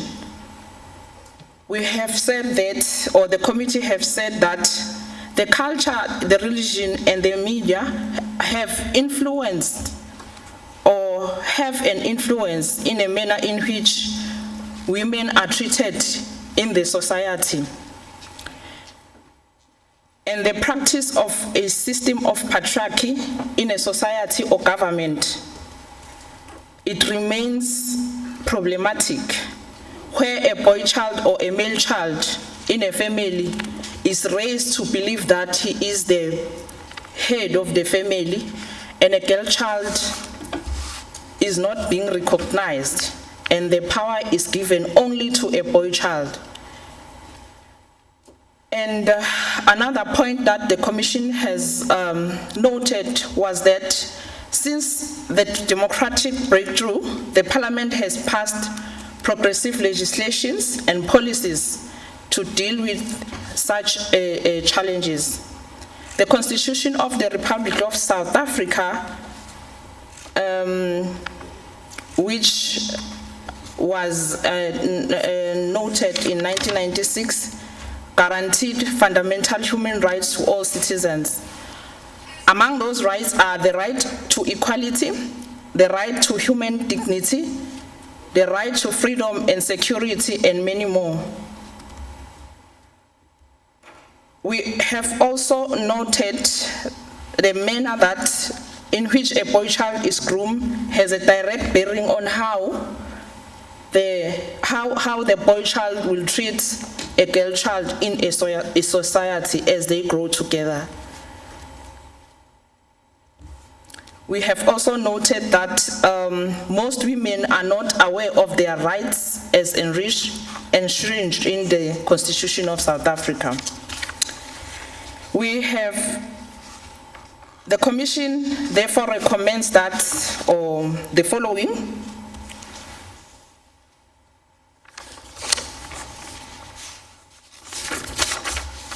Point number one is that the Department of Social Services and this legislature should conduct awareness programs that are aimed at teaching a boy child on how to treat a girl child or a woman.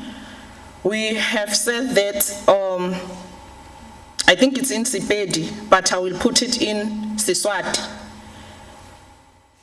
Kutsiwa ligotshwa lisemandi, which means that we need to groom our children or our boy child in a manner that when they grow up, they are responsible men in the society. And Department of Education also has a responsibility to teach the boy child at school while they are still young.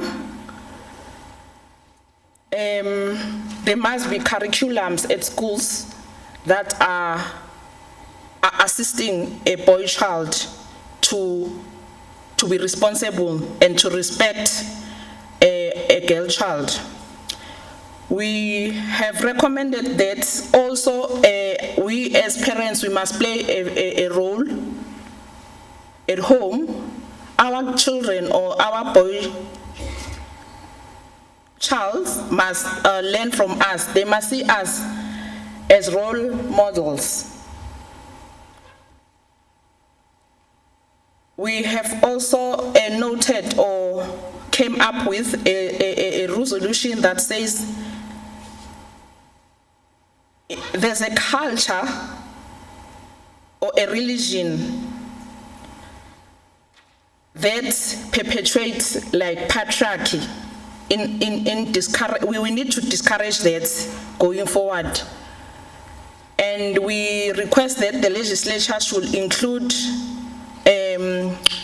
grade 12 learners as observers in future women parliaments that will come, so that they can take over the baton from the current leadership going forward, or from us as elders. And the legislature should conduct civil education on the Bill of Rights. Hence, we indicated that many women are not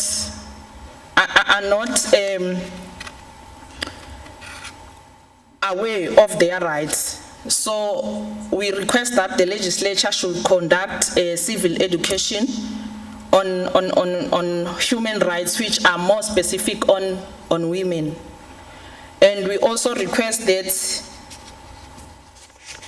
when the survivors go to report, we need to listen. Like for an example, when a survivor goes to a police station to report a case, they need to listen or give the survivor an ear than asking the survivor questions that are adding the abuse on top of the abuse that already has happened to the survivors. We said we request that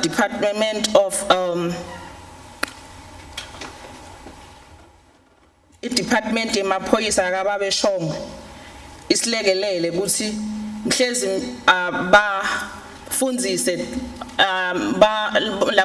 lama police officers or the constables when we come and report cases, they mustn't want to dig more. They must just listen to what is being said by the survivor, so that perhaps maybe it can take us to another level, because the person has taken a first step to break the cycle of abuse, but when they get to the police station or a place of care, they are being abused more emotionally. The committee has also recommended that also Department of Health must be part or must be involved. Banga be involved kuphela during the or after the child has been born. They must be part of or during the pregnancy. When the mother is pregnant, Department of Health must play a role in ensuring that or assisting the mother, because some abuse start when the child is being conceived. And when the child is being born, that's when the child is being born and starting to grow up, that's when you'll start to see that this child actually started to being abusive or being abused by his or her parents while or during the pregnancy. So the commission recommended that in the clinics, when the pregnant mothers attend their cycles or attend to their appointments, they must be assisted to deal with maybe emotions during the time when they are pregnant, because often than not, the stats or tibalobalo indicates that the abuse starts when the child was conceived, because they were not given maybe enough.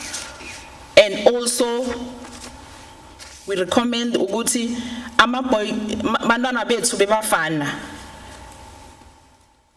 sisingabakhulisi ukuthi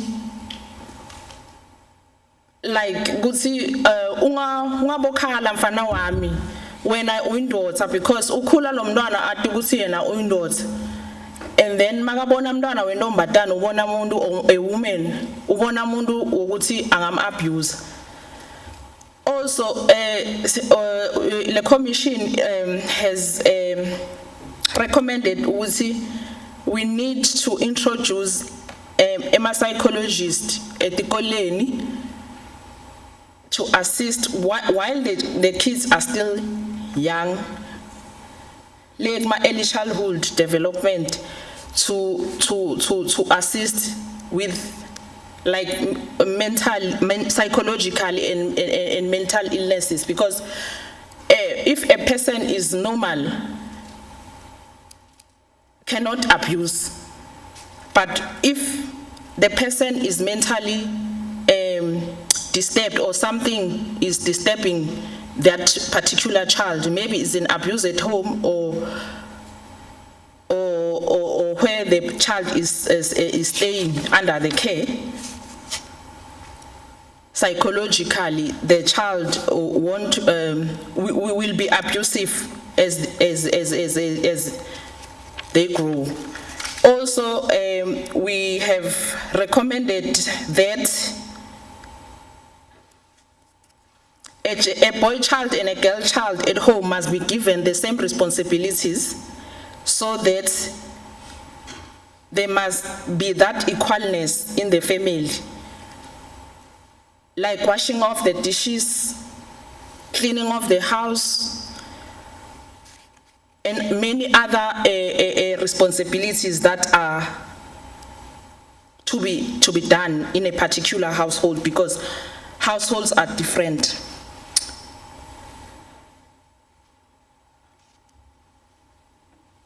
Our boy child we need to teach them to respect while they are still young. As I indicated, ukuthi ligotshwa lisemandi. Mntwana between the age of 1 and 7, that's where you will be able to teach or instill the good things. And the Bible says, teach the child umthetho lo right, so that when the child grows up, angeke asuke kulowo mthetho lowo. So if sibagoba basemandi basesebancane, the future yebantwana bethu bebafana sitothola better results than what we have currently.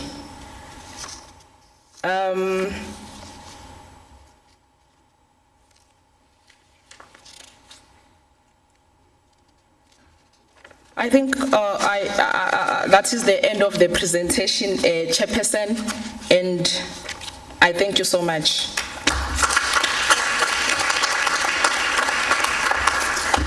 Thank you so much, Bogoto Futiswanyoni, for the well-delivered presentations on behalf of the Commission. Do we have any addition from the commissioners? Abamage labe banomam futhi ku commission abafuna ukungena.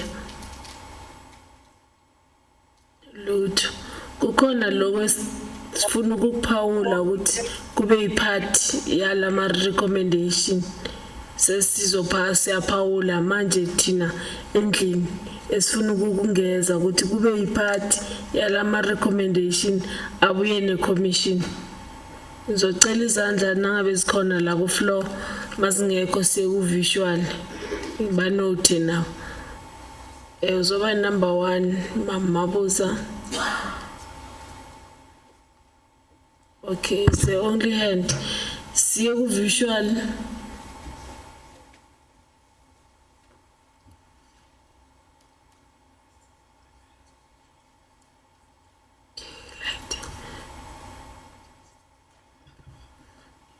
Okay, ku visual sizothatha 5 hands nangabe zikhona mazingekho kodwa akunankinga.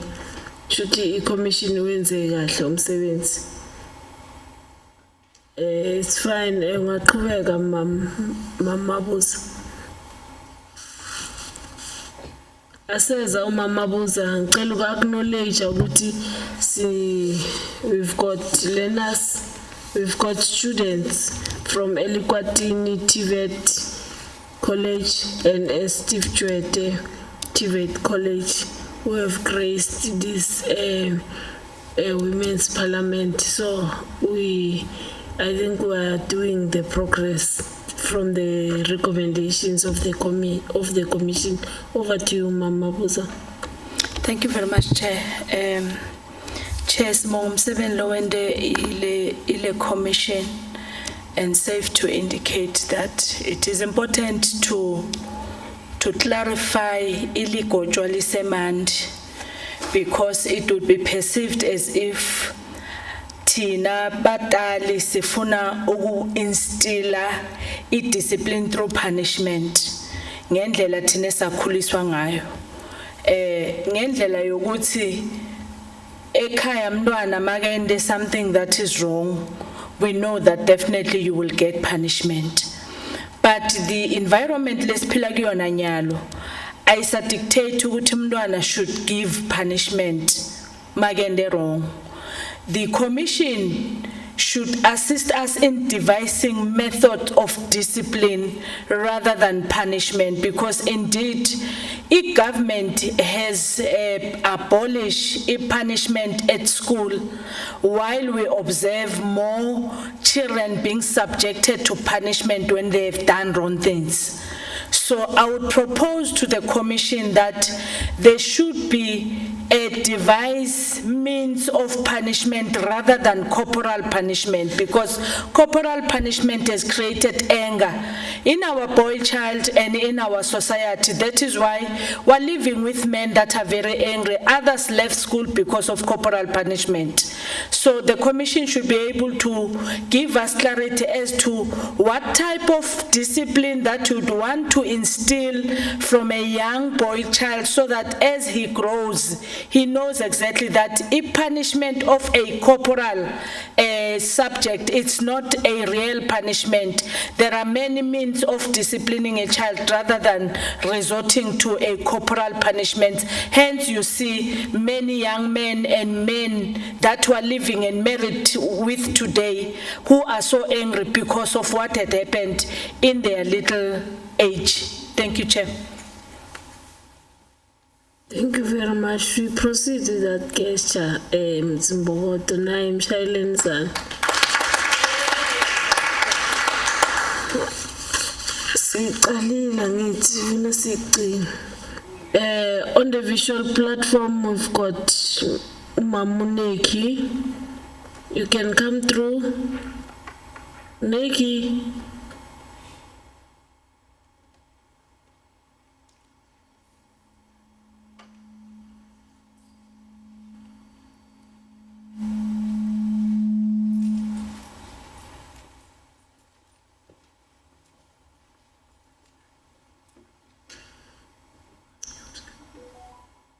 Oh, and try to unmute the camera, because it looks like it gives you a challenge in terms of network. If it's fine, you can, or you can unmute it, but if you can proceed with it muted, it's okay.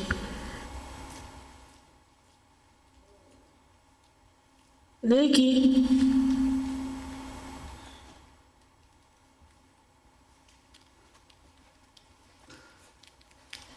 Okay. Siyaqhubeka. Siyakumama Agnes Khumalo. You can come through. Sizobuyela kuNeki simcheck. Agnes. Agnes. Greetings.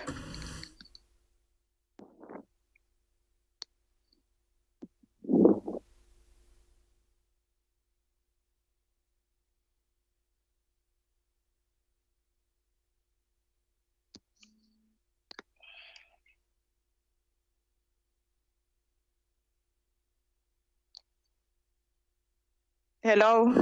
Yes, akuzwa ma, ngaqhubeka. Ngithanda ukubonga kakhulu isikhathi enginikezwe sona. I would like to greet all the members of the legislature, the government of departments, municipalities and districts and locals, all the NGOs that are present on this meeting. I'm glad that we have this meeting today. What I would like to add is that I would have loved to hear more on issues of support which goes back to parents.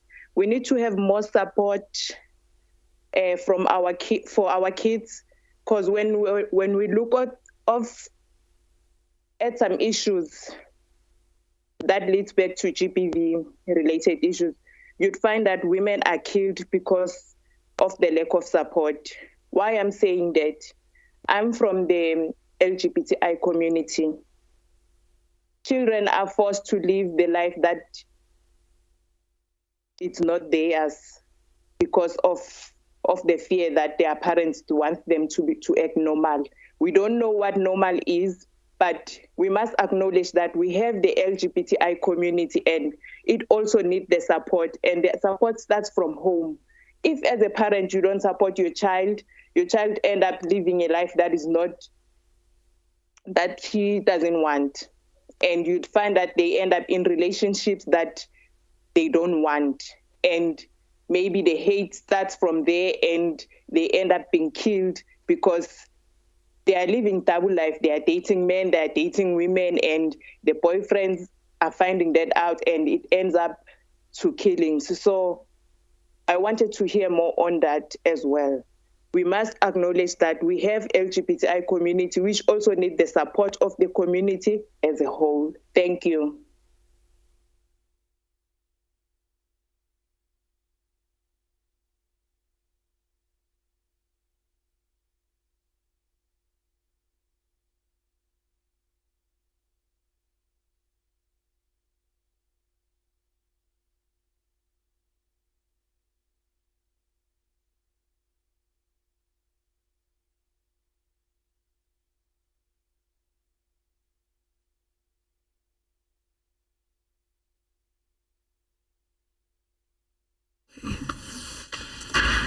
We have our next reporter, our Umam Lydia Mruane, our provincial secretary.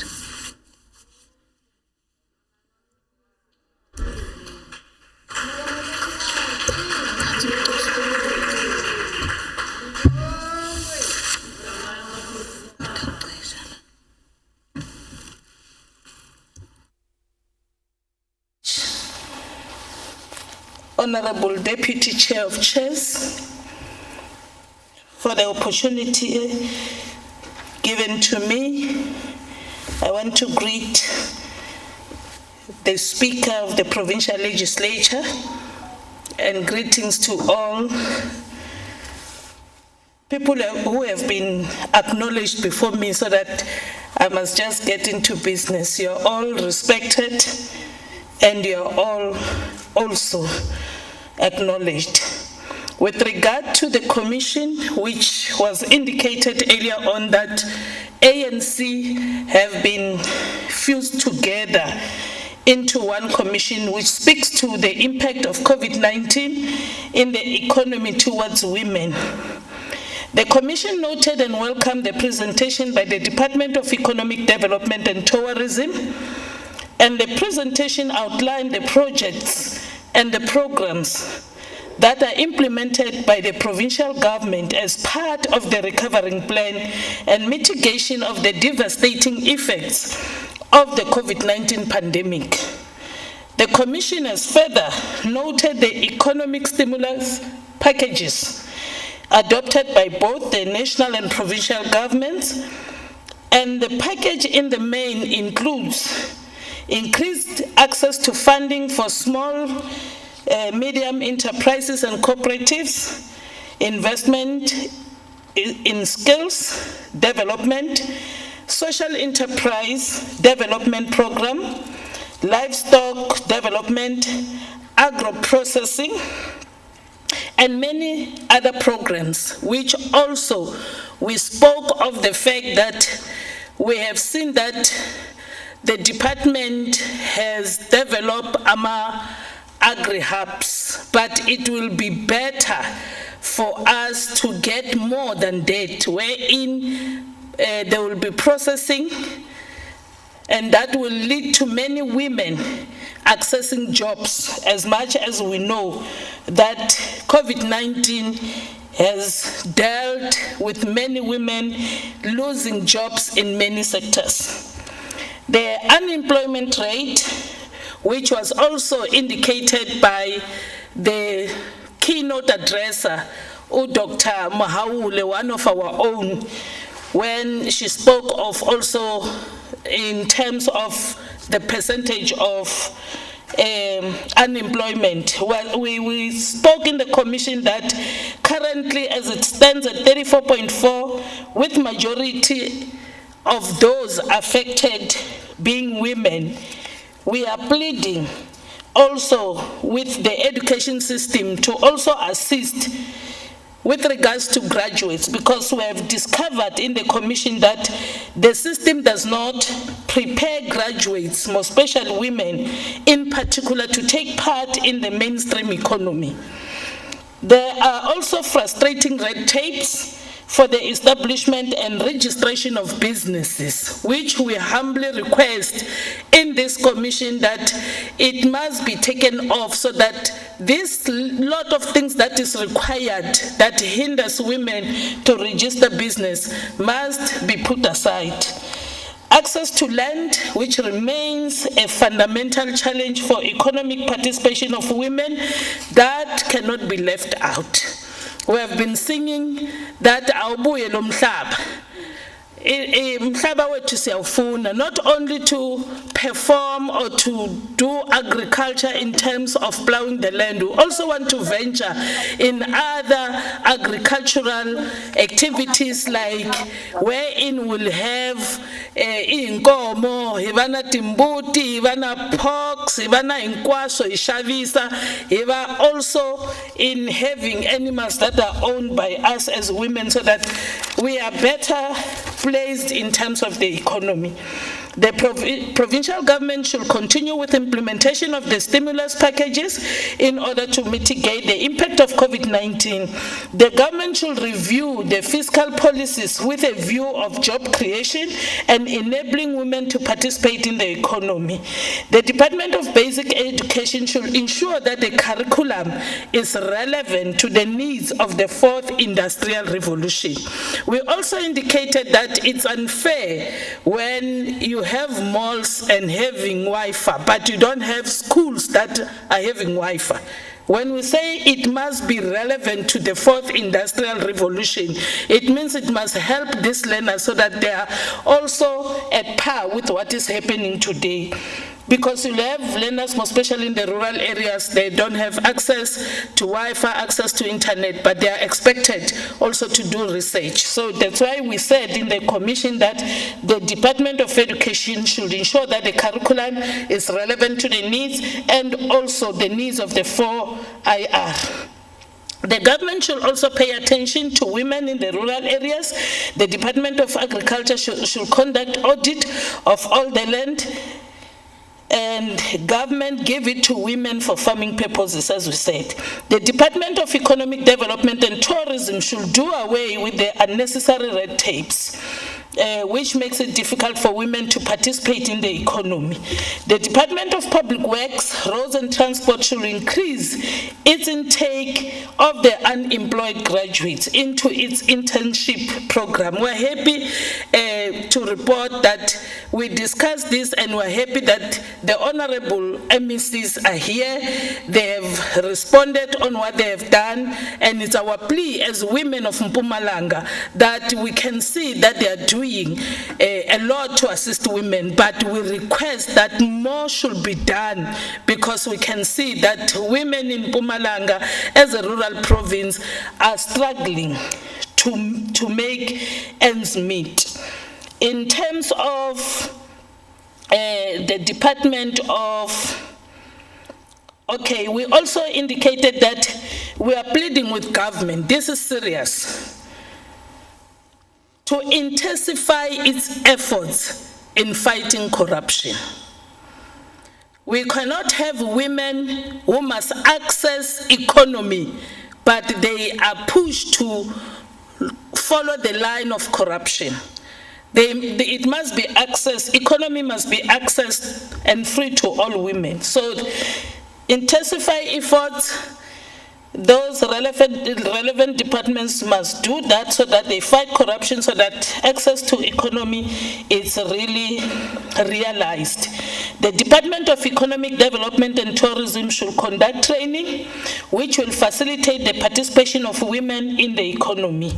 Women should be encouraged to take part in the information communication technology so that they are able to grab the opportunities presented by COVID-19 pandemic. We also spoke of legislature or parliament to accelerate the process of the amendment of section 25 of the constitution. And the last one that I will present is that we commended when we realized that there are women who received gas stoves, who received pots, so that they are able to cook on the streets and ensure that economy is better, but we are saying let that program continue and other programs that will also assist women who have faced the brutality of COVID-19 in terms of the economy. Like cancer, Honorable Chair of Chairs, for the opportunity to present on behalf of the two commissions that have come up with these recommendations.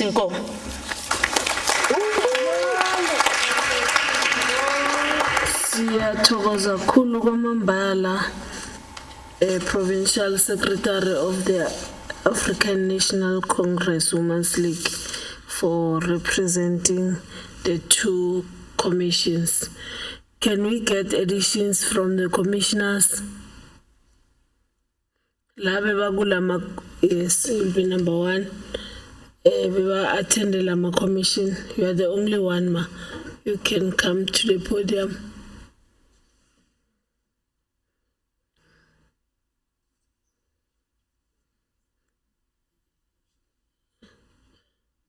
For the purpose of today, Marangoba, we're in Parliament. We don't cross over Zimbogoto. Namhlanje sibahlonishwa ngithi sonke.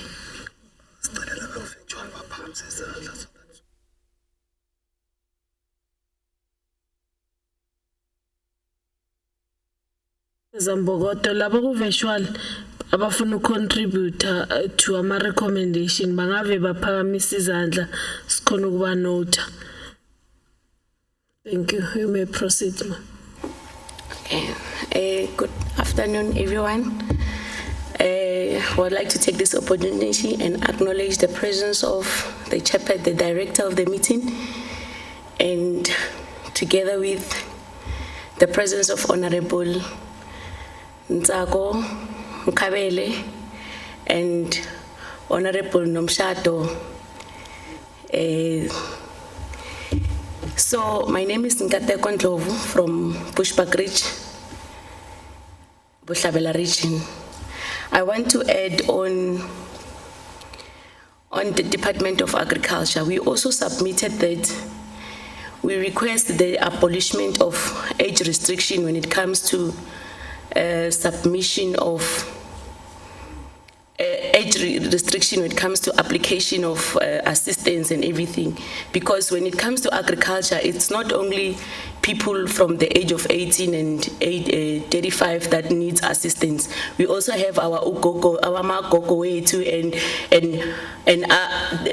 abo mama wetu. They also need assistance on the Department of Agriculture. And then, so can we please abolish that age restrictions in that department? That was one of our submission there. And then our second submission was in the Department of Health, Water and Sanitations. This area is an area where it affects a lot of women in our society. It affects women in the sense that our proposal was that the Department of Health, considering how the pandemic has affected more especially women and how it has brought contributed largely in unemployment rate as we speak, the Department of Health should also reconsider providing sanitary towels in clinics for young girls and women who are not privileged enough to get those sanitary towels. As we have witnessed the recent looting in KwaZulu-Natal and Durban, we've seen our women, which is somehow embarrassing, where they looted sanitary towels and everything, meaning that thing is very important. And when nature calls our women, when they are less privileged, what must they do? So we are pleading that the Department of Health should intervene in this sector, that as far as they can provide condoms which is something that it's nature, but it's controllable. But when it comes to sanitary towels, it's nature that we can control, and we have to go through that every month. So the department should review that and see how to accommodate our women and young girls in our society. And together, and another submission was that as far as South Africa, the pandemic has led us to go digital. Now we are all digital. So I've seen in small businesses and SMEs, most of the things now are done online. So every department must find a way to upskill and reskill our women, especially the young adult one, because they're somehow outdated. I've seen SARS has already started with e-filing trainings. So we suggest that the departments should also come with that kind of programs whereby they reskill or retrain our women, so to accommodate them. Because there was one such a complaint in the podium yesterday that our women has sitting at home with their CC's documents, with their whatever documents of businesses, but they can't upload, they don't know where to do what when. So can we please find a way to upskill and reskill our women in that sector? And to add on that, we further requested the intervention from Department of Education as well, that our young girls, or maybe even boys, because we were also discussing boys, that can we also, because our parents are assisted by our children, so can we also introduce subjects? We've seen we have economics, we have accountings.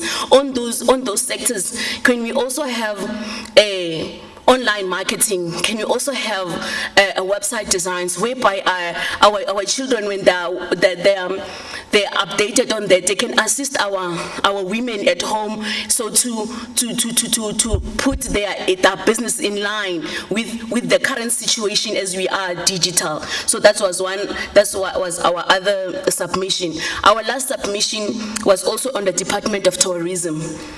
That department, it needs a serious intervention. It's just unfortunate that we don't have a minister here.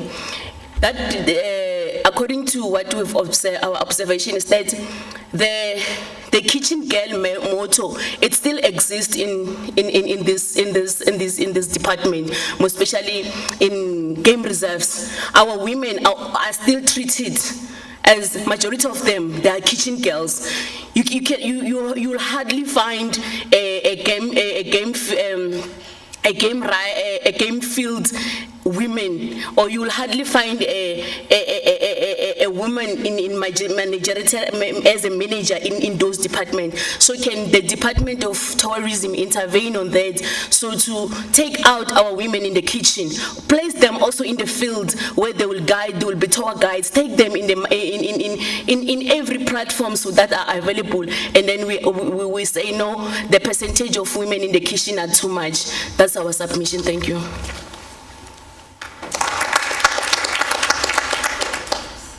Thank you very much. You'll be charged. We don't cross over here. If you want to pass you round like you did at first, honorable member, but it's okay. Thank you very much for those additions. Can we get input from the House? Honorable Mamabuza, Honorable, you presented, Honorable, it's fine, you'll introduce yourself, Honorable Member.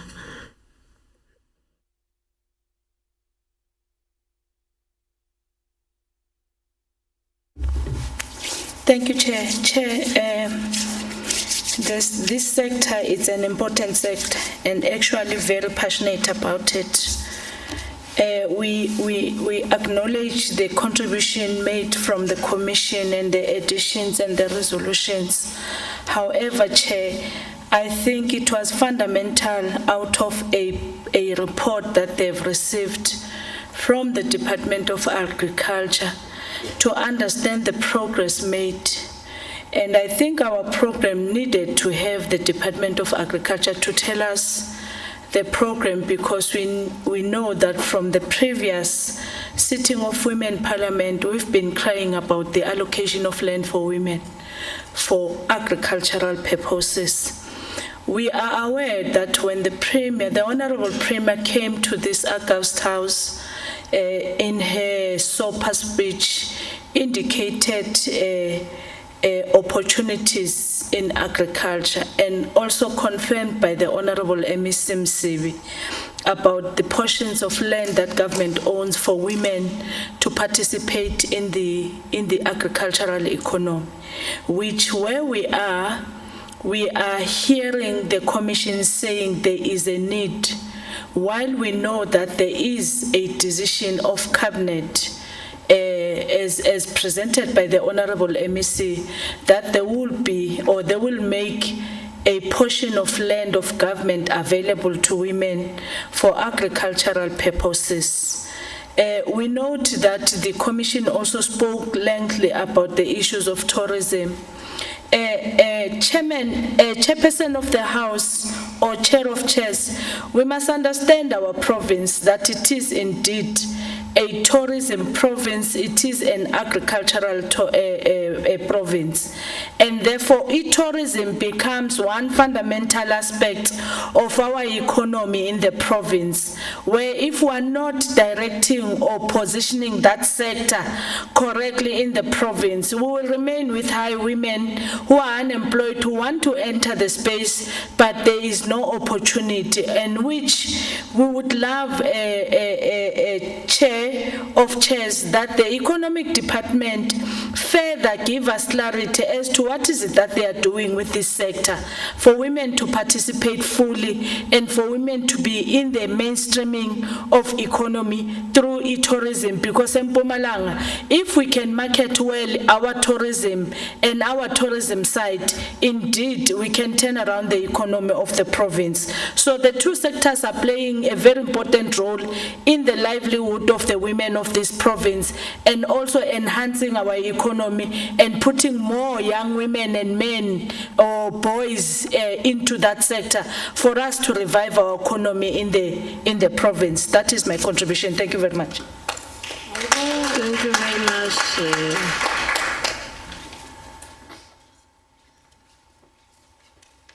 Reintroduce yourself again. Good afternoon once more. My name is Onisipo Songelo. Okay, mine was an addition actually, maybe let me just say a contribution. Like the Department of Social Services to consider maybe having special programs for young boys under the other point, the other discussion of grooming a male child for an activist. Maybe the social services can consider.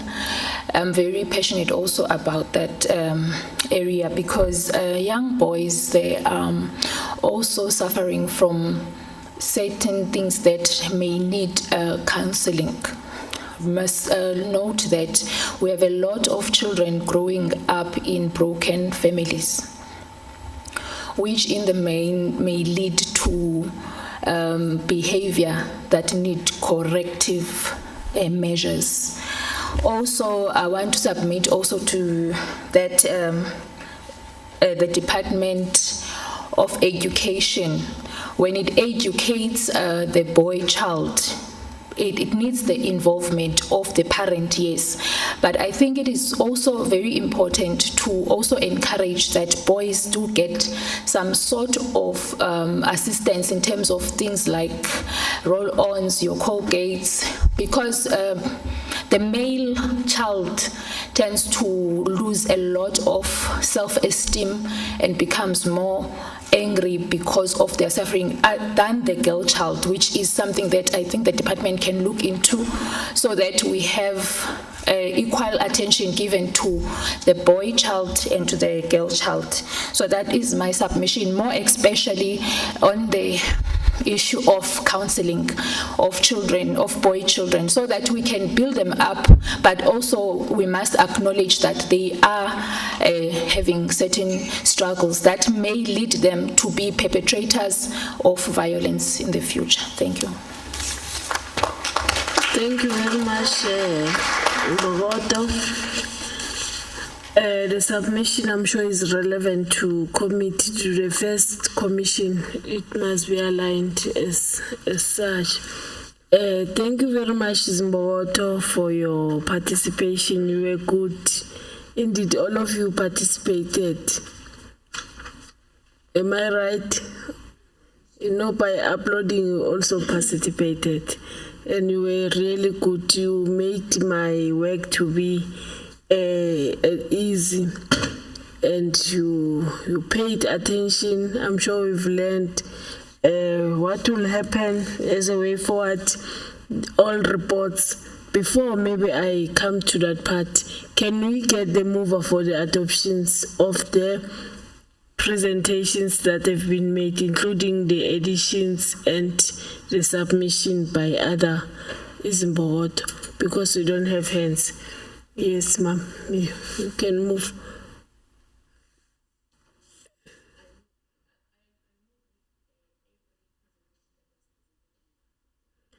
Thank you. For the purpose of report, Honorable Member, you can repeat your name and surname.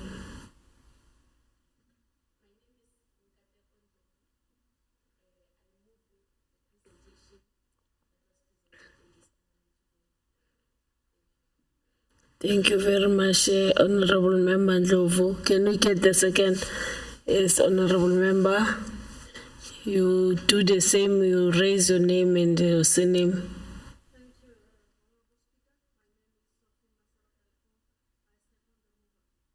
Thank you very much, Honorable Lehong. Can we give ourselves a round of applause?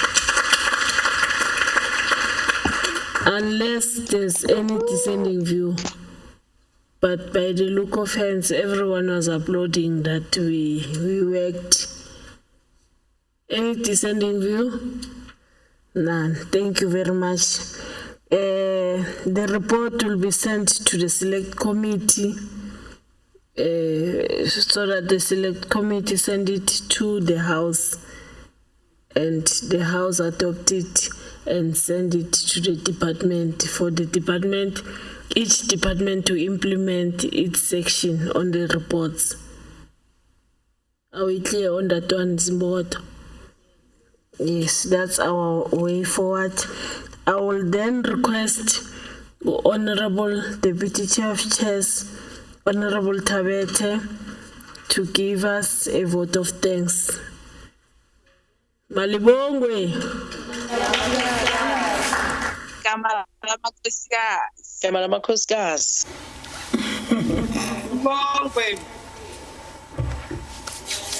Thank you very much, Chair of Chairs, Mam Hlophe, for directing these programs today smoothly so. And let me start by thanking Honorable Speaker Umam Maslela just to organize such a wonderful sectoral parliament of women in Mpumalanga. We really appreciate Honorable Speaker. It looks like iyaqala kuba in this fashion, and hopefully, as Honorable Chair of Chairs said, we will monitor and make sure that we implement the resolution of this sectoral parliament through our relevant department. We also want to thank Ma'am Regina Mhaule, the Deputy Minister of Basic Education, for well-delivered keynote address. We've learned a lot, and we also want to appreciate that Honorable Speaker lento ukuthi silandze bo speaker bale ma guest speaker alekuzini abuye atoshayina la kanti we have our own legend as African National Congress or as a Mpumalanga province.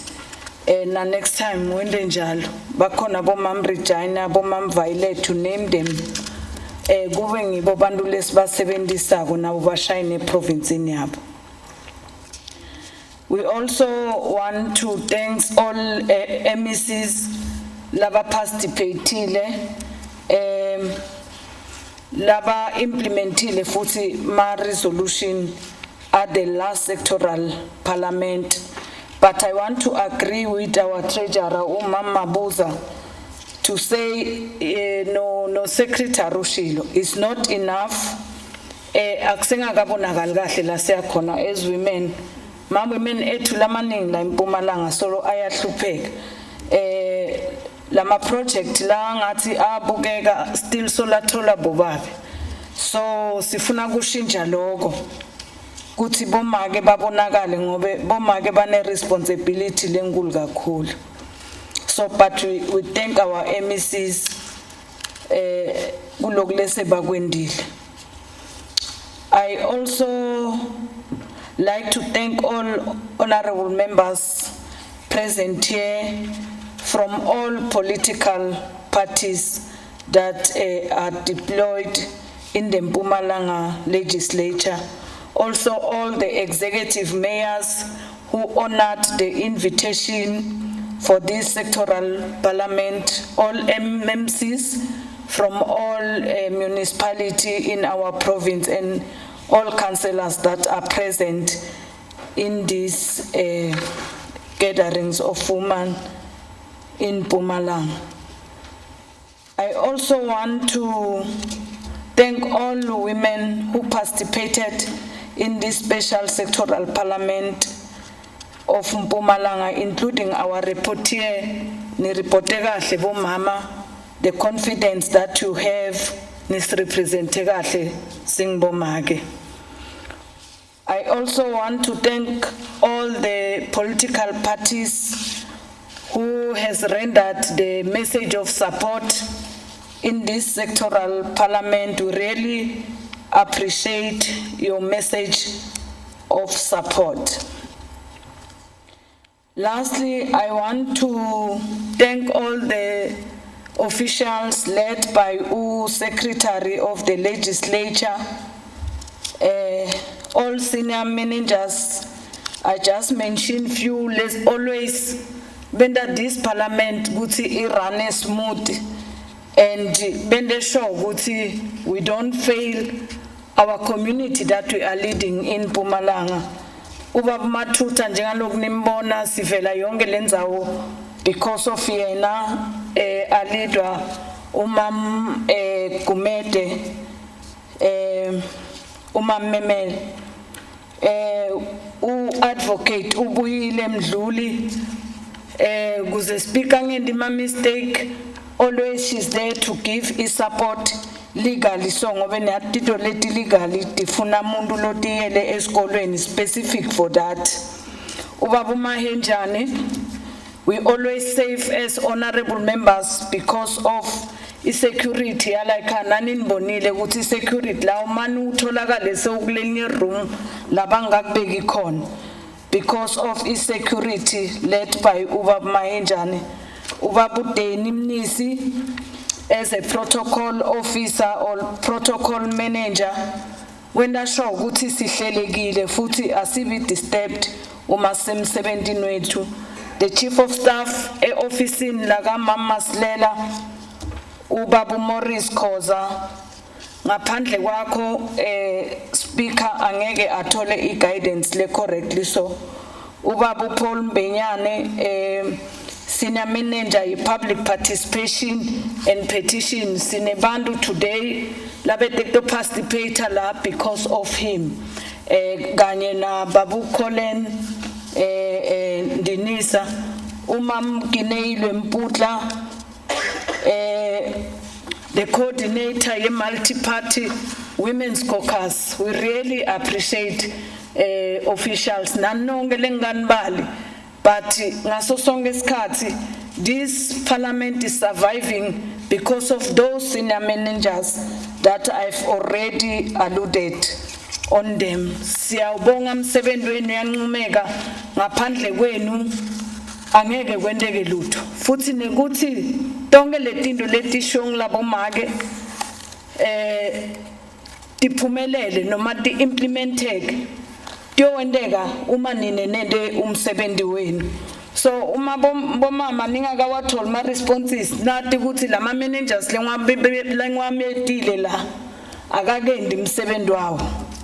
So ngobe ngiwathembile every time they do their job without fear or favor, they will make sure that next year mama buza nanibuya niyothola ama responses la ku. In fact, njengema leaders ndawubona ukuthi no, i-legislature ishintshile futhi nifake umuntu lo young la e-legislature, so we are making sure ukuthi siyalandzelela whatever people may need to this Mpumalanga provincial legislature. Thank you very much. Thank you very much, Slalowe multi-party women organization yase legislature. Thank you very much. Siyabonga usirepresente kahle kakhulu. Siyabonga bomama. Ama announcement enginawo, I'm sure sonke seswatholile ama token of appreciation nasingakawatholi bazosinceda esilungiselela ukuthi siyodla ilunch. Kuzoba nekushuthwa ke kwezithombe. Kuba ne phase 1 la usomlomo umama Makhosazana Masilela no sihlalo wabosihlalo bamakomiti umama Mhlophe no sekela sihlalo wabosihlalo bamakomiti uMake Thabethe no nama members akhona la wesishayamthetho eMpumalanga umama Nyembe umama Khabela umama Morgan kuzocala kuthathe bona kucala phase 1 le. Phase 2 usomlomo weshayamthetho seMpumalanga umama Silela nomama usihlalo wabosihlalo bamakomiti umama Mhlophe nosekela sihlalo wabosihlalo bamakomiti umama Thabethe nomama ozo represent FF plus because uvele msesimbonile ngithi coordinate uloke visual, so she wouldn't be able to take a photo. So anyone who will represent the FF plus is okay. And before niphuma kuqala ngizochaza procession bese uMiss Daisy Makobolo from EDA, Miss Onosipho Songelo from EFF, no Mrs. Khoza Mabuza from ANC. Phase 2 le. Phase 3, the Honorable Speaker Masilela, the Honorable Chair of Chairs Hlope, the Honorable Deputy Chair of Chairs Thabethe, and all participants. Sonke will take it will be the phase 3 of the photo session, and then lunch will be served at members' lounge. But due to COVID-19 regulation and protocols, the number will be limited to the Honorable Speaker, honorable members, and the leadership, those that were presenting and giving message of support, and the rest will be ushered to the right place where we will be receiving. So the procession, the Honorable Speaker and the Chair of Chairs and the Deputy Chair of Chairs will leave the house, and then the rest will follow. Thank you very much. Who will say all rise? Sevaliwe siyabonga kakhulu uNkulunkulu anibusise nisabuyele emakhaya yabo.